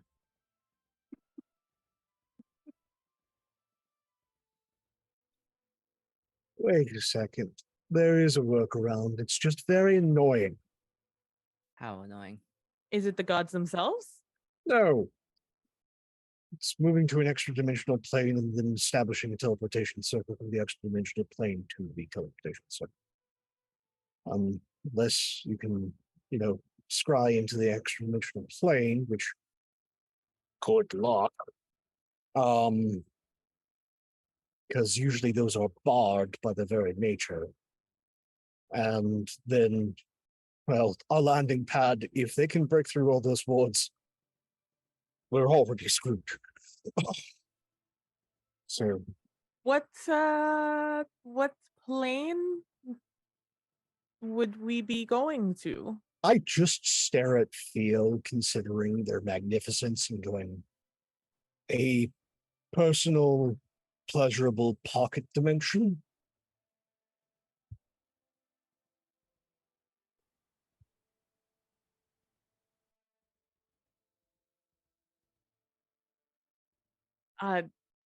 Is that a different plane? I guess it is it? I look at Theo. Isn't it possible that the dwarves here have similar wards around their own circle? I mean, what we ran into before was an unknown circle, which could have had all kinds of things wrapped up into its war or into its sigils. Yeah, But here, our circle is protected. We could always ask. might as well. Before Okay. expending the resources, yes. Yes, you're correct. But yes, going through the mansion would be is space out of this plane, so Mm-hmm. that's a possibility. Sure, why not? Well, let's first see if excellent hosts are warded and guarded before we tax your resources. We never know when we might need that later to escape somewhere less accommodating.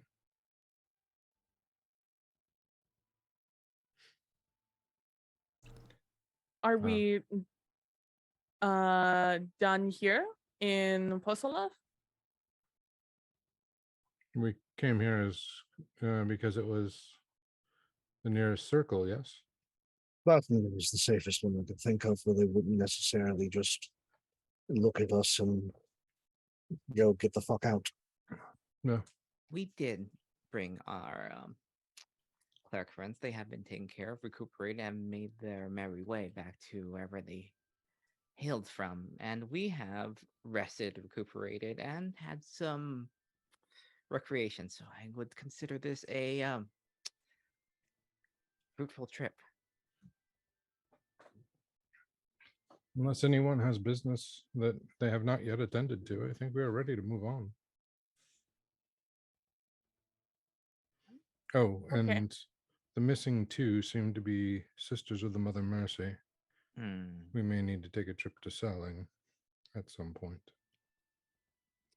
I look at my favorite places. I look at Vanderbreast with a critical eye. I'm like, are you feeling okay to leave today? Considering that much ham and mustard, I think I'm all right. Okay, well then, let us go then.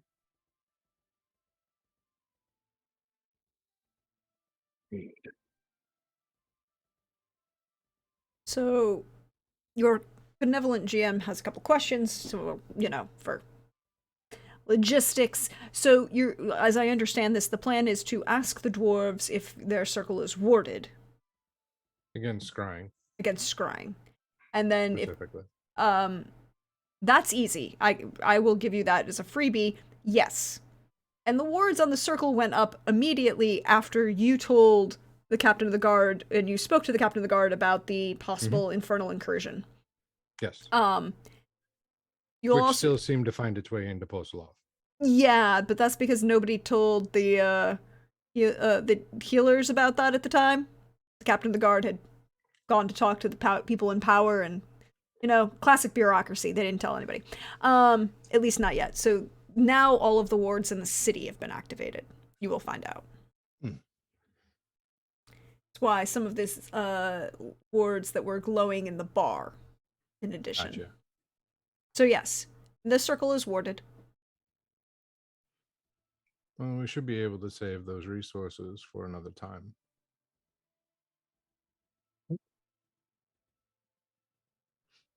I'm to dial the tower. You will also be informed as you go to do this that you are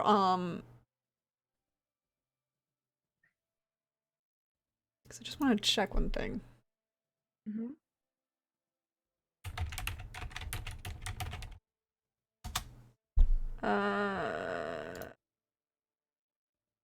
Oh, it's only a minute.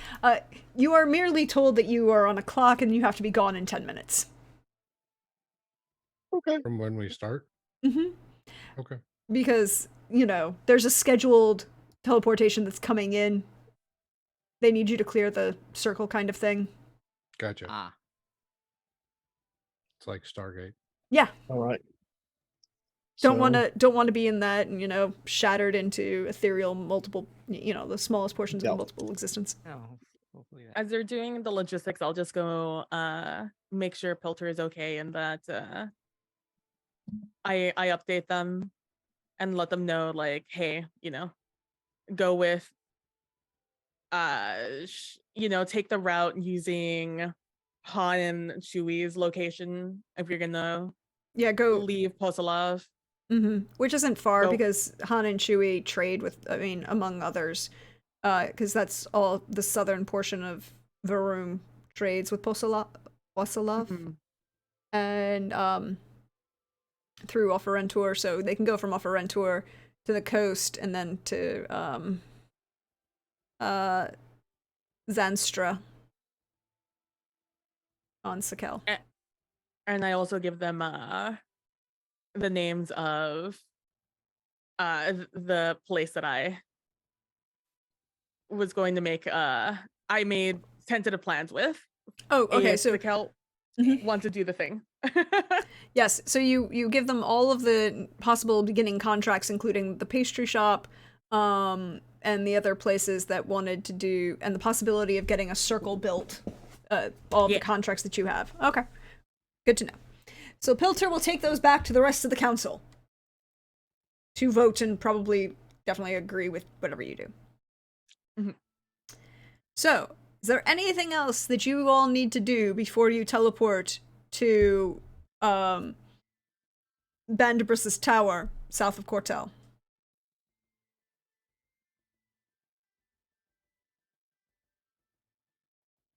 I think we're good. Good to go. Yeah. All right. Your spell will succeed because you're going to your own tower.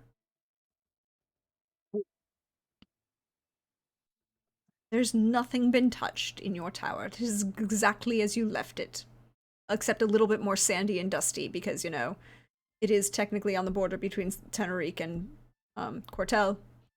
Desert. Lowlands. As we come in, there's this. We are in clear, clean air, but right outside the circle is just green smoke.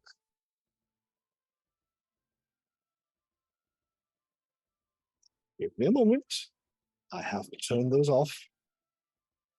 There's also, you can hear from downstairs just a blaring alarm. And that, as I'm going to let the guards and wards know that their master is home, please part. Turn off temporarily. So the two stinking clouds around the circle are being turned off. As I stand there awkwardly with the group waiting, like we're on an elevator. I'm gonna rock on my heels and be like, so how are you guys doing? I mean, we're not consumed by two stinking clouds, so that's good. True. Any plans prior to that you have in the future? Anything interesting coming up? Live through going through Kotel, of course, yes. Oh yes, is there anything I can do that will make things easier so bad things don't happen to me when we get there? Be exceptionally polite and don't do anything unless asked. They're very picky. Now it's time to take the slide down. Ooh, slide. The slide. Yes, because everything is on a timer. We have to get out of here in less than 5 minutes. Okay, then. And so rushes, throws open the door, and immediately just plummets down the stone slide that circles the tower down. Yes. Oh, Thorn's Avia all let in. out a wee. Thorn is all in. So I pull out the shield and I ride the shield down like. Oh, you can go real Oh, wait. Oh, I'm going. Okay, all okay, out You're with gonna go my first then. You're with gonna my go animated first 'cause, shield. like, Yeah. Are you surfing the shield or are you just Oh, absolutely tobogganing surfing the shield? the Okay, I feel I need an Yeah, acrobatics for this, please, and thank you. It wouldn't be a dexterity saving throw. Well, Your call. I was gonna give you the benefit of the acrobatics skill, but I actually believe my dexterity saving throw is higher than in that case, yes, you can use a dex save. Ooh, did it go? No, it didn't. Nope, there. 13. It takes a couple seconds to kind of find the balance, but it's not bad. You know, there was that rough start when you, like, I don't know, when was the last time Thorn has had this much fun? Oh, Thorn has fun all the time. I mean, if you recall back killing Oh, yeah. bandits, he was having fun. So, I mean, this probably, like, since the damn party. I Yeah. mean, so, you know, the fact that just not in, I mean, Puzzlov is fun, but I mean, he was sort of just a little Tense? lost in memory. But so to be back like outdoors and I think a little closer to home as well.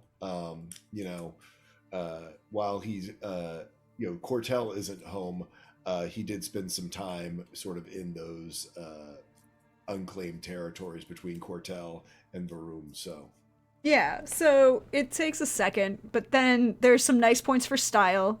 The French judge would give you full credit, so would the Brits.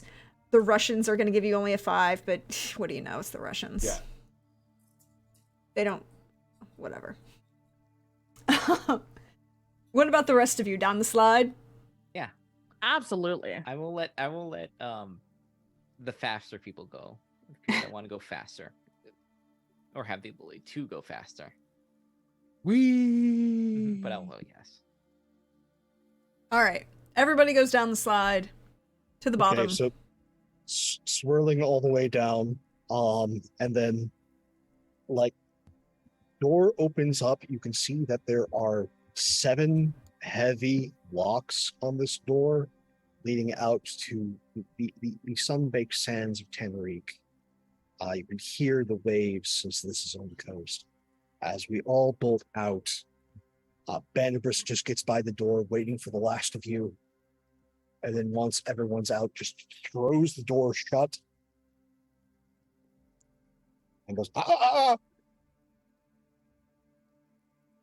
the suggestion until after I'm away. Good tell.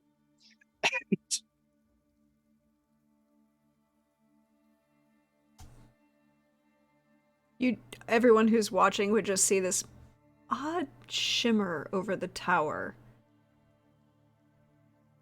Kind of like dulls for a moment, and then the sun hits it back again, and it's just as bright as it was.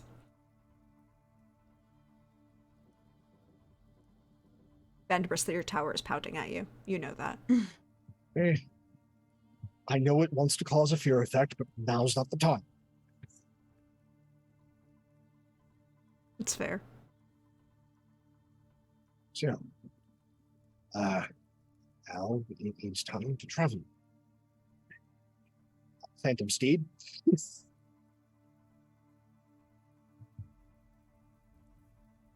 If anyone wants, floating disc behind the steed. So there's a now Phantom Steed, a Tensor's floating disc.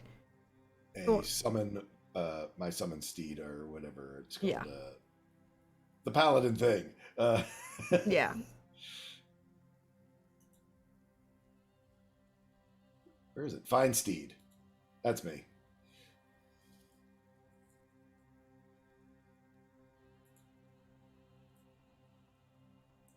So you have a steed. All right. So everyone has transportation. I just need to know for my own personal understanding who's riding on the disc. I really want to ride on the disc. Can I ride on? Yeah. Let's have, yeah, monk disc. There we go.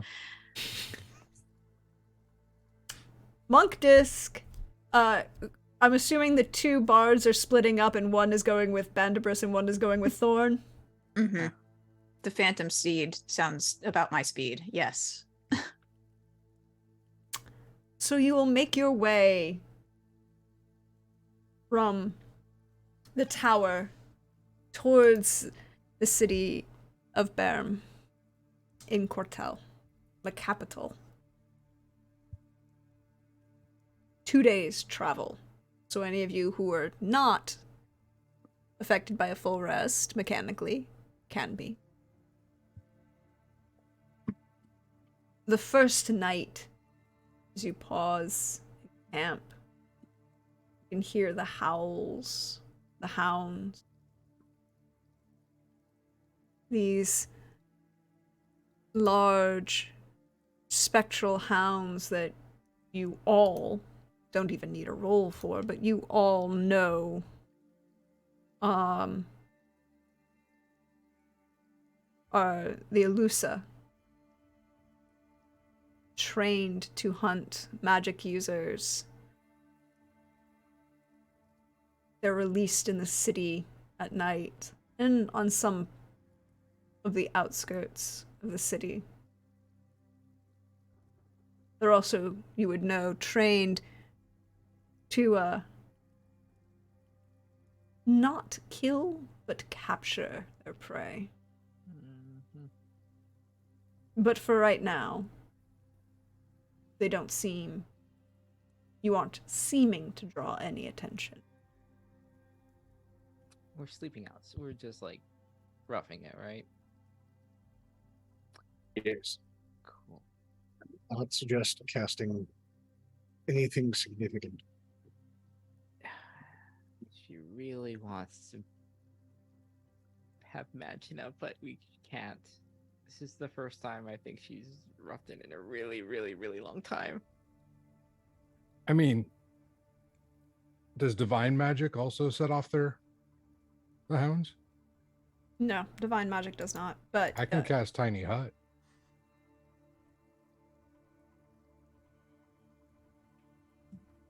I'd wager that for Theo that's still roughing. I know, but it's better than the not actual ground. ground. It's not the ground, yes. She would be very appreciative. I am happy to cast Tiny Hut if that would You- make yes. things better. So I will cast Tiny Hut. Oh. So you have a tiny hut, 10-foot radius, so it's a 20-foot diameter. You're all very comfy. It's Thorn no would mansion. actually sleep outside under the stars. I didn't mention his mount is like a very large. I won't say it. It's not a direwolf, but direwolf sized canine. Ooh. Sort of more like a giant husky type idea. Oh. The floofy, Yes, giant floofy. because Thorn's Nightmare. got big old floofy hair too. So Nightmare in the summer, but that's Okay, now I want this art. Now I need this art. Now I need Thorn cute. riding the giant floofer Aw. with the hair blowing in the wind. And I'm assuming Theo riding behind him. So then you've got the full glamour bard look, kind of like it's almost the cover of a romance novel, like an 80s, early 90s romance novel. Giant floof. Sorry, I just have images in my If head. she's riding behind him, is his hair blowing in her face? probably. Look, probably. Fair. I mean, not for the book cover, but you know. Yeah. No. Well, there's reality, the yes. book cover, and then there's the Mel Brooks film. Yeah. This is true. It's like reality. This Versus a giant Instagram. husky. I have Yeah. had this giant husky. They do. Or a husky, Insta they scroll. Yeah. do- You're covered in It's good. It's all about posing. So the first night you will spend in the tiny hut, safe, secure. You know that you can make the city of Burim by the end of the second day. Vandabris. You know that you can enter the city.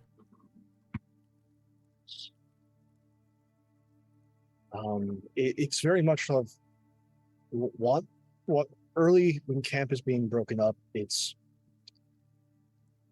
There's a village here that I usually rent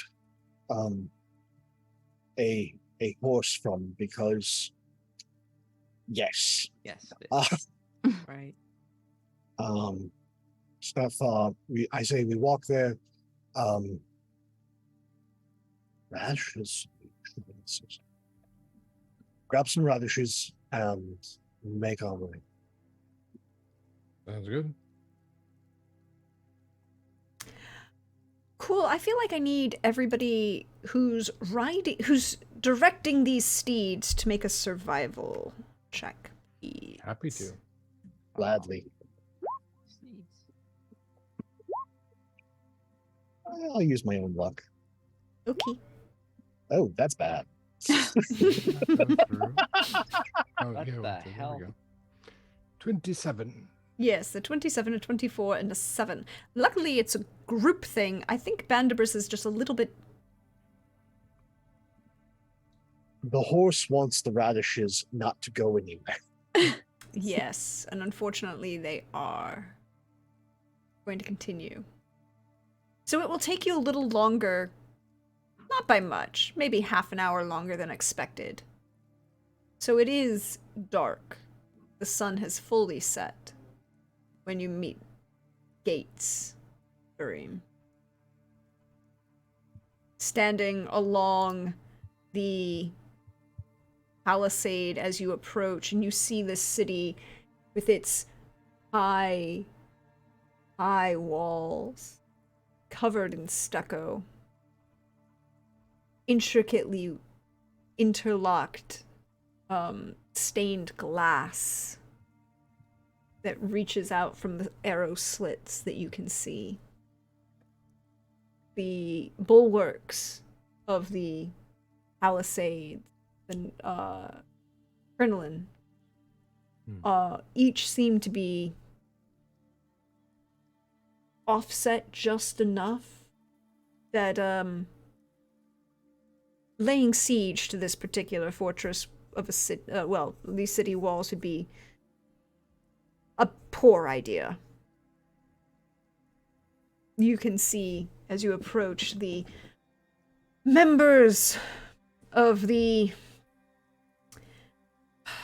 you can see members of the general army of Cortel, Portal being a martial state, and everyone serves in military service in some manner, whether that's actual military service, military training, or in logistics and support.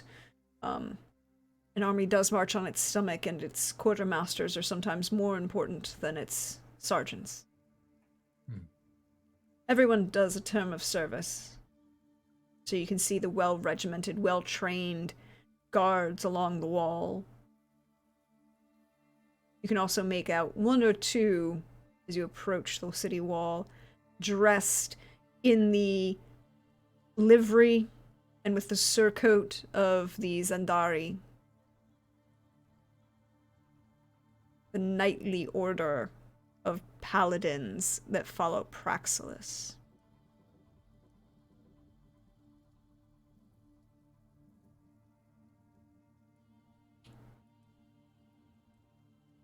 Oh! Who approaches?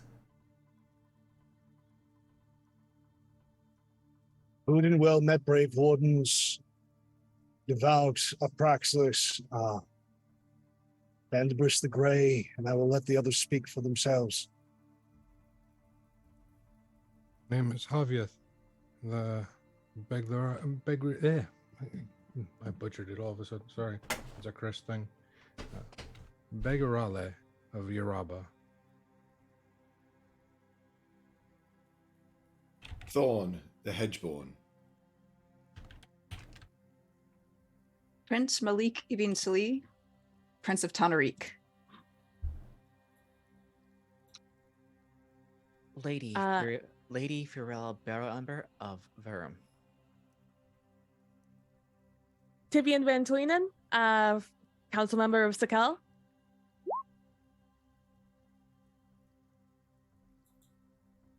Master Bandobras, I will believe that it will be to your advantage. I will let His Grace know that you are coming. Thank you. No casting in the city.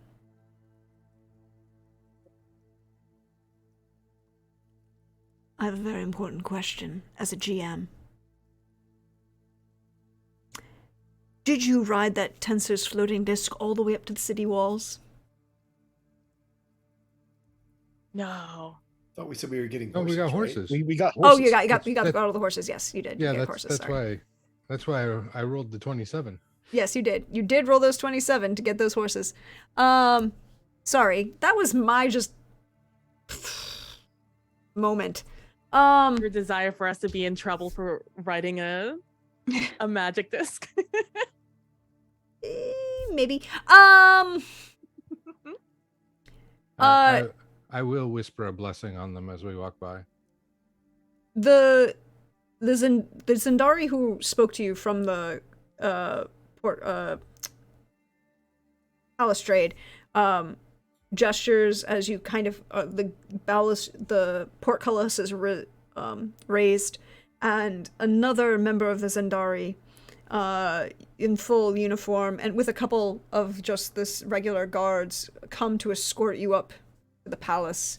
As you say the blessing, Javi, the Zandari will stop and wait until you are finished, and then he immediately, they look like a he, possibly. It's a little hard to tell, full helm and everything.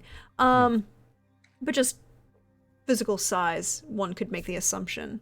Maybe.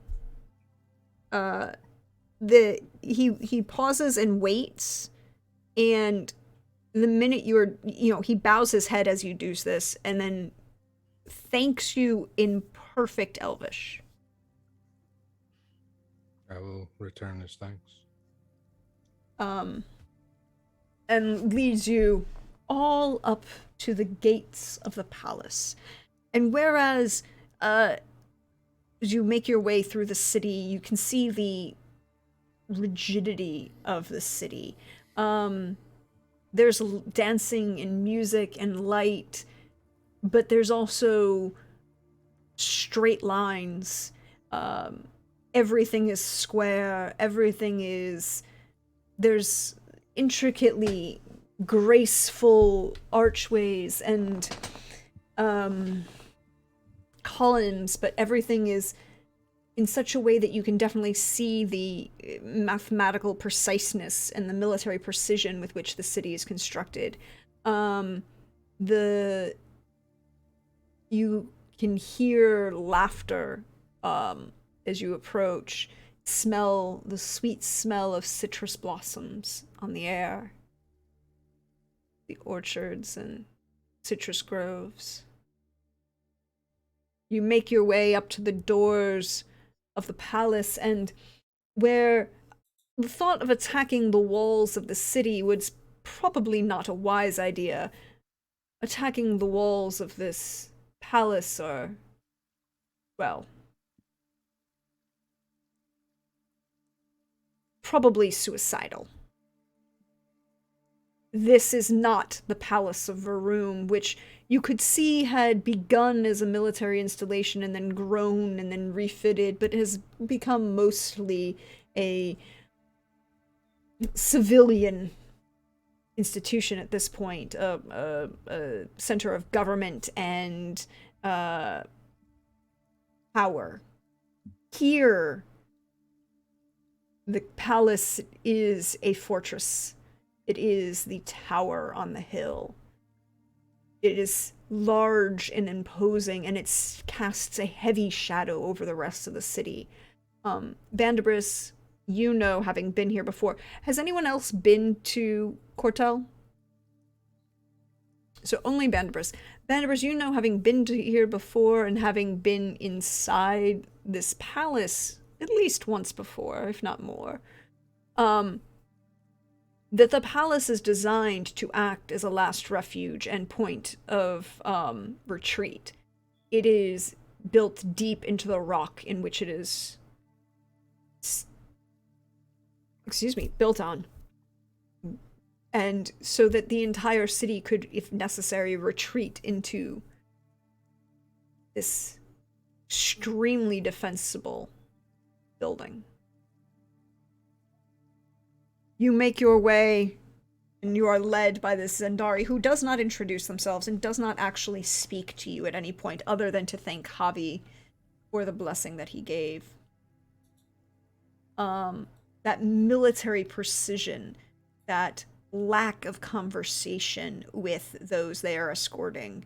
You feel this pressure around you. This weight.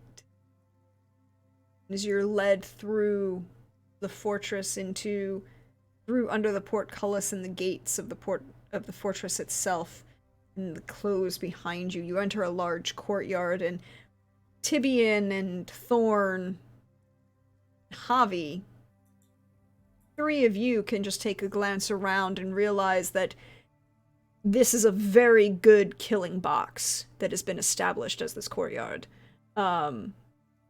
Malik and Theo and maybe Bandabris, maybe not, you could probably see some advantages here, but this was tactically designed as a kill box. Let those think that they could break in, get in, and then rain fire from above as just let loose with arrow upon arrow. Although perhaps Theo and Bandabris and Malik would get the impression when you realize that there are 5 very large ballista that are pointed directly along at various corners and pointed directly into the center of this courtyard from the upper level. And there as the gates close behind you, the doors at the far end of this courtyard, maybe 35, 40 feet, open, and coming out of this, again, red stuccoed building, is a tall, very tall, light skinned, but light in a way that's obvious that it's somehow ethereal, somehow not even human.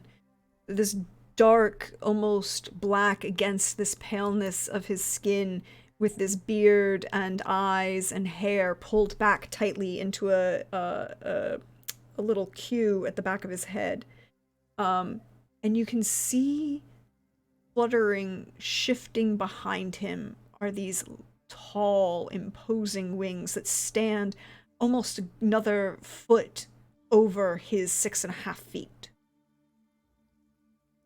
There stands Lord Iago Hamamura.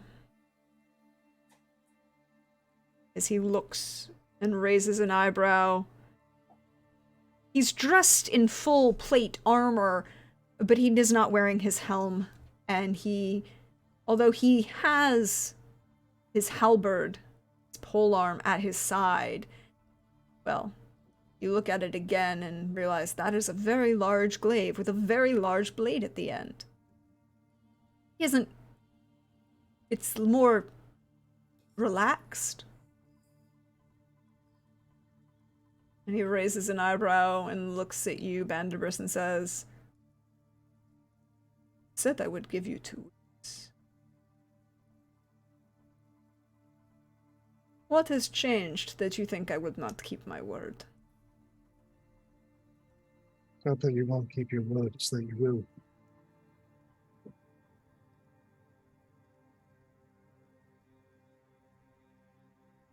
Bring with me those who have witnessed things that I have seen. And they can bring better insight and have better words than I. I bring friends and allies, and hopefully good counsel, as well as dark tidings, and my apologies.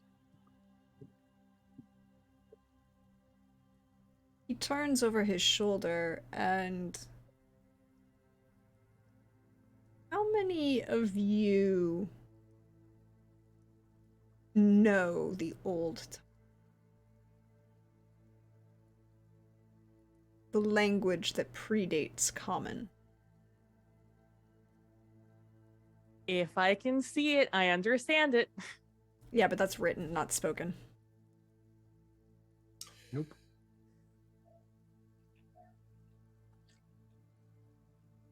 Javi might have heard a few other people speak this, and maybe Bandabris in Yoruba itself, but it sounds like Common. Well, it sounds as much like Common as High Latin sounds like English. You know that there's a connection. Yes. Javi knows as much of that language as I know of bar Spanish, so. Yeah. Quick question. Yep. In just deep lore of your world, Mhm. would Toman Corvermain have made sure that I knew it with our family's Ooh. history? Ooh. Yes, because of things that And go. stuff. Yeah, because of stuff. Because of stuff. You are correct. That would be true. And it is up to you, but I do have Tongue of the Sun and Moon from Monk, so I understand all spoken languages. Okay. So it might take you a second to kind of like that difference between like if you are fluent in Spanish but you go to Italy and you know that that's there's a similarity in language and it takes you a second to parse it out kind of moment. Yeah. But after a while, but you can get the gist of what he says. And he is calling and he's turned to the figure in full plate armor, another Zendari who stands to his left, and just says, "Stand down for now." And then he turns to the figure, to a person on his right who's behind him, and he can't quite see. He goes, "Bring bread and salt. And wine. Shit ton of wine."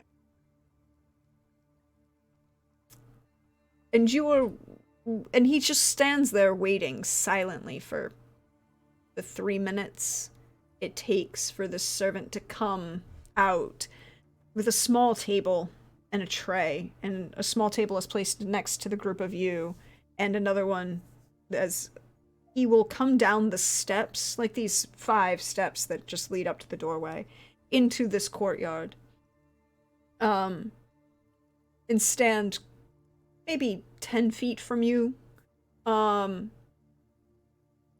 he will greet you formally all with guest rights of bread and salt. Do you accept? Thorn absolutely does. Yes. He knows how critical that is. Of course. Yeah. Yes. Mhm. Very much. So you are now all protected.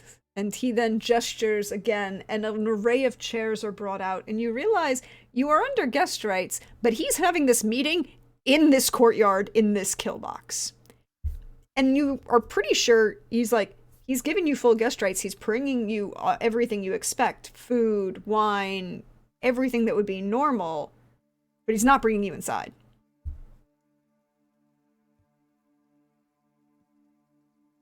So, are you going to tell me the very bad news? Or the only mostly bad news? First. I don't lie, and I like to get the worst out of the way. He kind of sits back, but you realize he's not leaning back against the chair that he has, and it is also built in such a way that there's a small piece of a backrest that comes up right through the middle of what would be the spine and rests right there, so it doesn't get in the way of his very large wings. You know, they kind of are an impediment. Aasimar life. I'll put a hand on Bandabrust's arm as he goes to say the news. In comfort. Ariana has been murdered.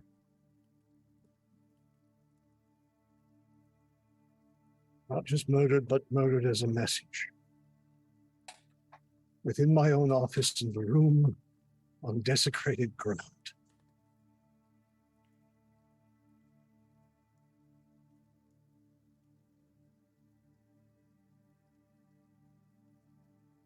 He does not immediately answer.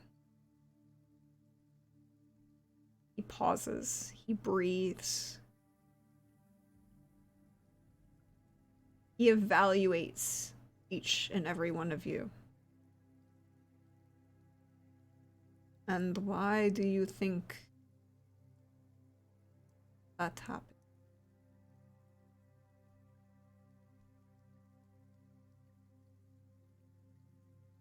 Very clear message by whoever we are dealing with. 2 of the other watchers are somewhere between life and death. I cannot communicate with. Cather is alive. And if it weren't for all of these here gathered before you, I myself would be dead. At that, he will turn to the rest of you and say, "You have my thanks for making sure that his grumpiness didn't die."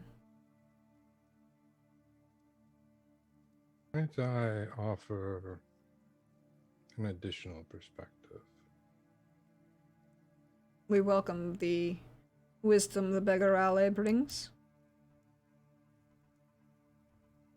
The death of Ariana, the disappearance of Nyara, the gruesome and faux ritualistic disemboweling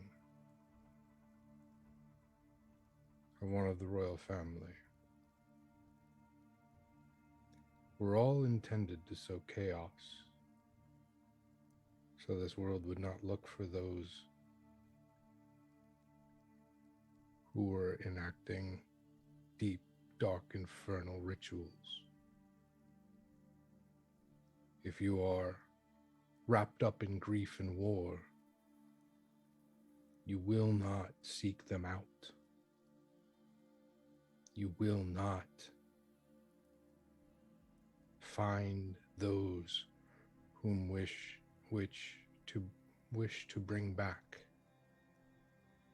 the darkest of magics from across the sea. grief, anger, fear, hate. These are all emotions that consume people.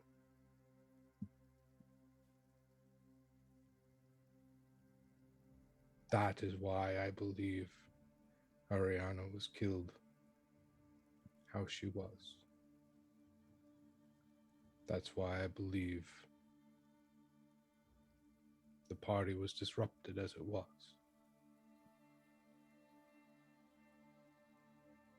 These are not coincidences, but they also are not part of the primary goal.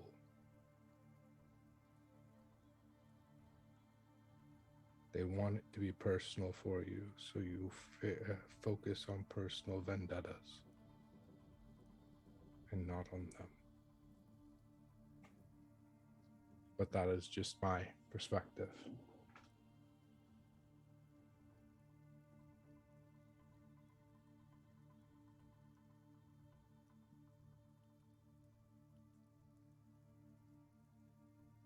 He takes a second and breathes deeply.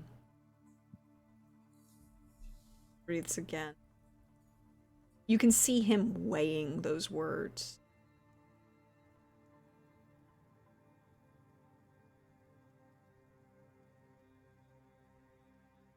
I was always taught never go into. You make mistakes. Battle.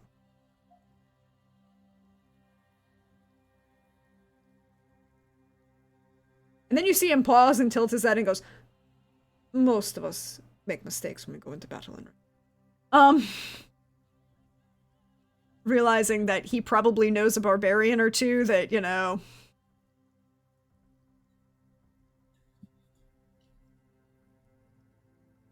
But you have wise words. The wisdom of the Begrale is never to be ignored.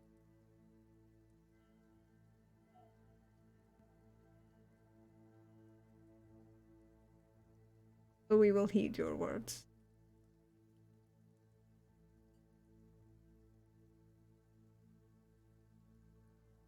And then he just turns and looks at Bandibris, fully expecting that there's something else that you need to tell him.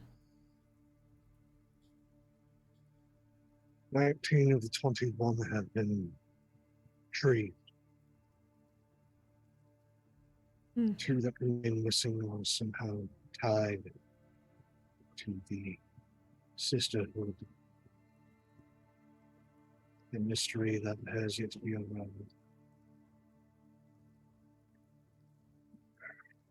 But the 19 have been rescued. From a place I know not. But it has no teleportation circle. It was alarmed and guarded.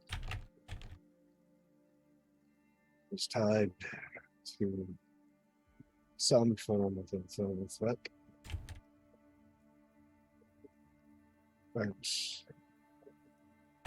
That's minor news.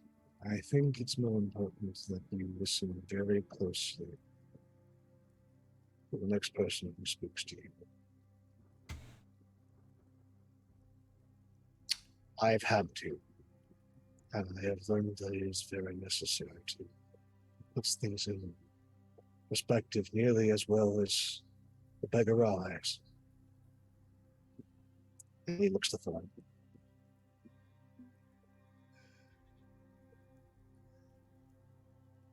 It is my fear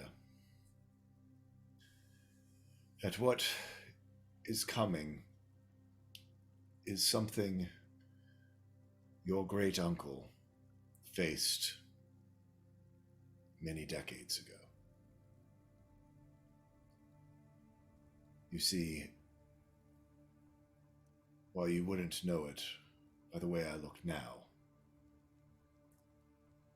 I was trained by Sylvan, and he pulls down and shows the scar. He follows the emotion of your hand. It doesn't react in any way that seems that he's feeling threatened in any way, and just follows with his eyes. And you see the look of recognition across as he notices that. He was sent to House Corvormain before it fell, before the Southern Duchy fell. Some 116 years ago. To train the heir. To train the heir to fight with glaive better than anyone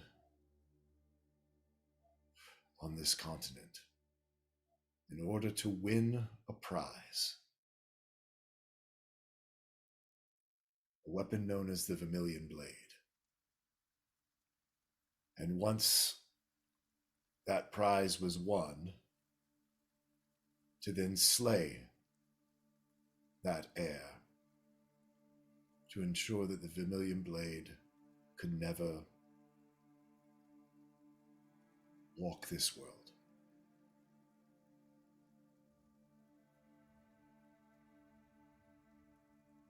I was not slain that day by your great uncle, because at the time I had defeated the blade.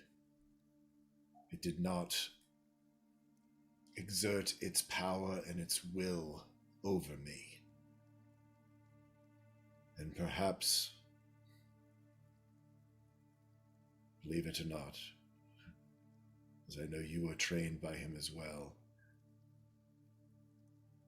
there was some bit of feeling in the commander. He will loudly snort at that. That, like, kind of snort laugh of someone who's like, you're not wrong. But even the thought of it is still Right. funny.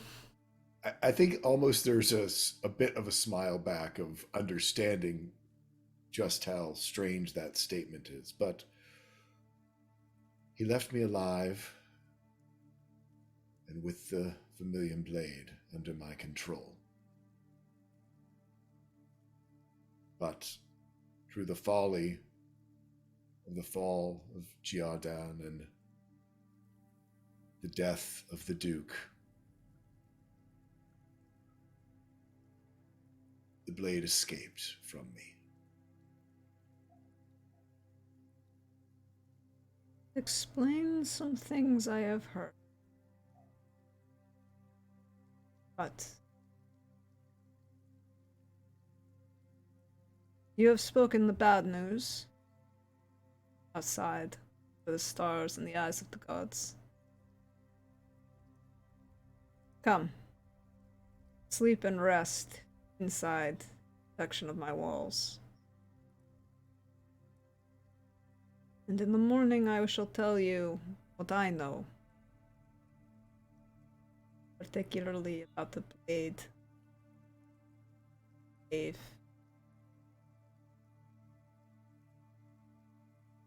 And one who hunts.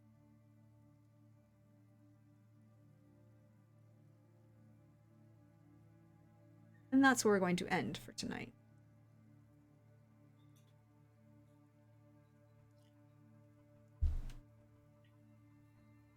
So how we doing? How we feeling? We doing okay? We doing all right? All right. So, thank you everyone for being here. Thank you for all of my players for being here. Thank you to chat for hanging out with us tonight. I really appreciate it. Also, I want to give a shout out to Hawk. Thank you, Hawkeye, for that donation to our Ko-Fi fund for this art. We really appreciate it. It is, every little bit helps. I want to try, and if you don't know, I have a Ko-Fi goal right now set to try and commission art for each of these wonderful player characters, and they are fabulous and they deserve it. But thank you for that wonderful donation. So we're gonna go around and let all of the players say where you can find them, all of those good things, shout outs, anything you want. Players, don't feel free to drop links in chat. You have full permissions to do so. And I'll go last and do my spiel at the end. So why don't we go in reverse order? So we start with Pope. Hey Pope, how you doing? How's life going for you? You got to go to Right. Cortel. We all have our heads still on our shoulders. You do. Hey everybody, Pope here, Pope Worldbuilds, where Pope Worldbuilds itch. I work in all your streams. If you want to see more of the silly face, on Twitter. Also follow these good people because I usually follow them around like a puppy. So whether it is in lurking in the chats or sharing the screen, yeah, follow these wonderful people. And yeah, that was heavy times. Could tell. And we got to see a lot of characterization, and I also think the party's starting to come together now in the face of his grace and whatever else we're facing. But also, what a hell of a note to drop on that Iago knows of the blade and someone was wielding it. So is it Saturday yet? That is indeed a question. Is a question.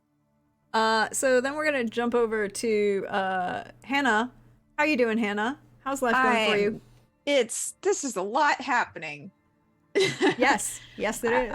I'm anxious. I'm intrigued. I'm actually really fascinated that we finally get to meet Iago in the flesh.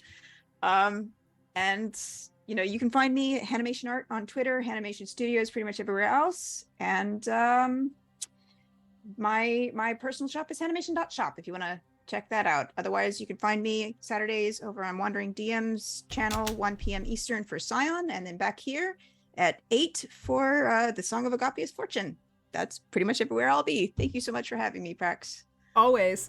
And yes, the link to Hannah's art is in the chat. Go check it out. And then next up, we're gonna drop down. Hey PB, how you doing? How's life going for you? You having fun? You doing okay? Oh, absolutely. I'm having a blast. All the little threads that are being pulled and stretched and attached to this clue and that clue, and everything's just, oh, it's so fun. It's a lot of fun. I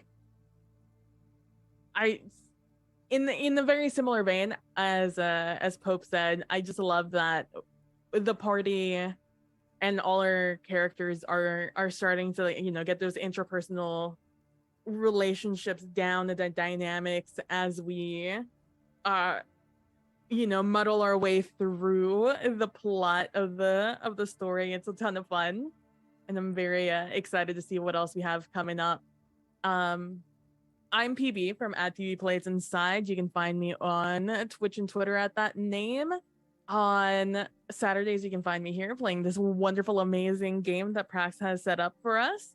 And on Wednesdays at 6 p.m. Eastern Central Time, I do a book podcast with my best friend Nilly on Nilly Line at twitch.tv, where we right now are reading through the Twilight series. And last week we finally finished the Twilight book, the first book, and we are now going on to the second one. We're starting New Moon.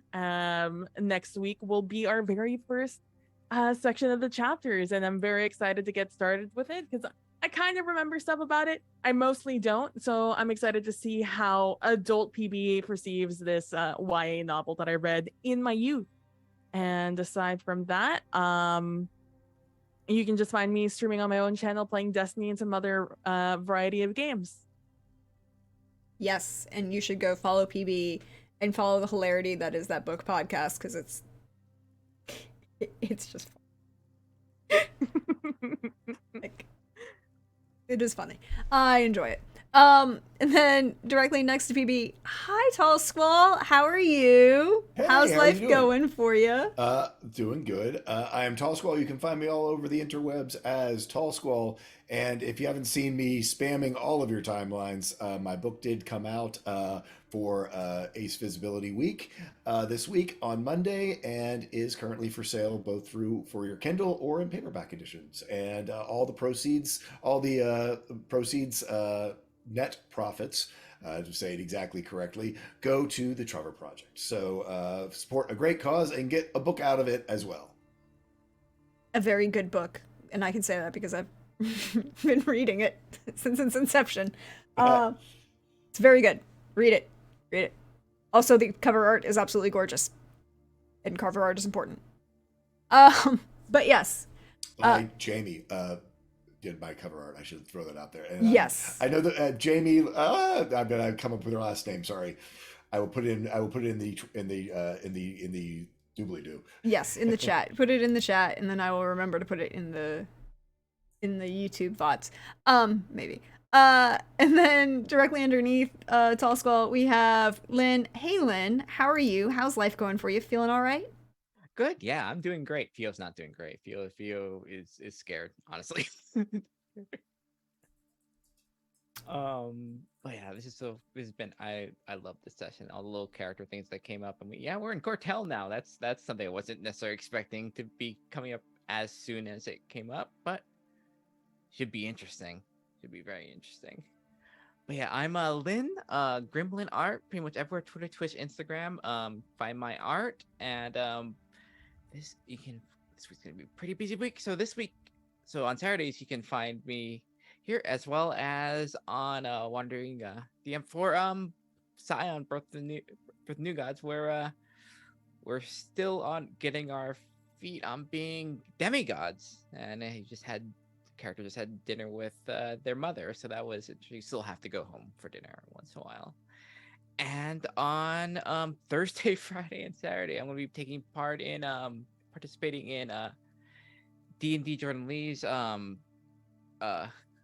charity marathon of RPGs and fun stuff for Color Change, and that's going to be a lot of fun. I'm going to be doing 3 different games, and it's going to be great. And should be this week for character art for a Transplay RPG should be revealed by next Saturday, so I'm very excited for that as well. Can't wait to see that. Can't wait to see that. And last but certainly never least, the wonderful, the fabulous Chris. How you doing tonight, Chris? We feeling okay?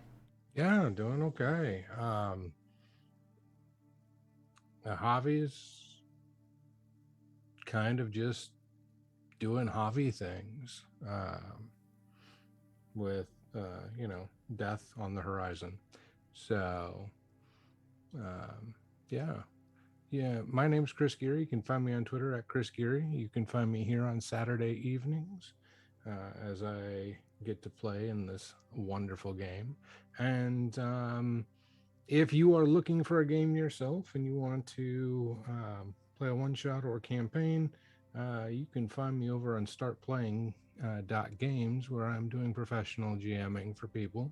I just got done with my first Castle Falkenstein one-shot, and everyone had a blast. We had a full table, and they're looking to play more. And I'm more than happy to introduce more people to it. I'll have 2 more instances of one-shots for Stolen Identity, where you get to help Lady Maureen Turner as her identity is being magically stolen, and try and stop it before it is too late. So look for that on Start Playing, and we'll see you around. I will just say that I have had the pleasure of having Chris as my host for Castle Falkenstein, and it is one of my favorite games of all time. # flirting and drinking. Was a great games. I loved them. So you should check that out. You should check out all my wonderful players, because they are all wonderful, fabulous people, and I appreciate each and every one of them. And as for me, hey y'all, you know me. I'm at Deirdre Donlin on Twitter, or Praxagora Phasmiophobia is if you see me here on Twitch. Excuse me, your friendly neighborhood Prax. And we'll be back here tomorrow at 8 p.m. Eastern with Witcher Roads Home. Some people got up close and personal met real up close and personal a wraith, and found out that gravity has effects on things. And if you drop something from a very heavy height, that's like full plate armor, it can, be heavy and problematic. And other thing.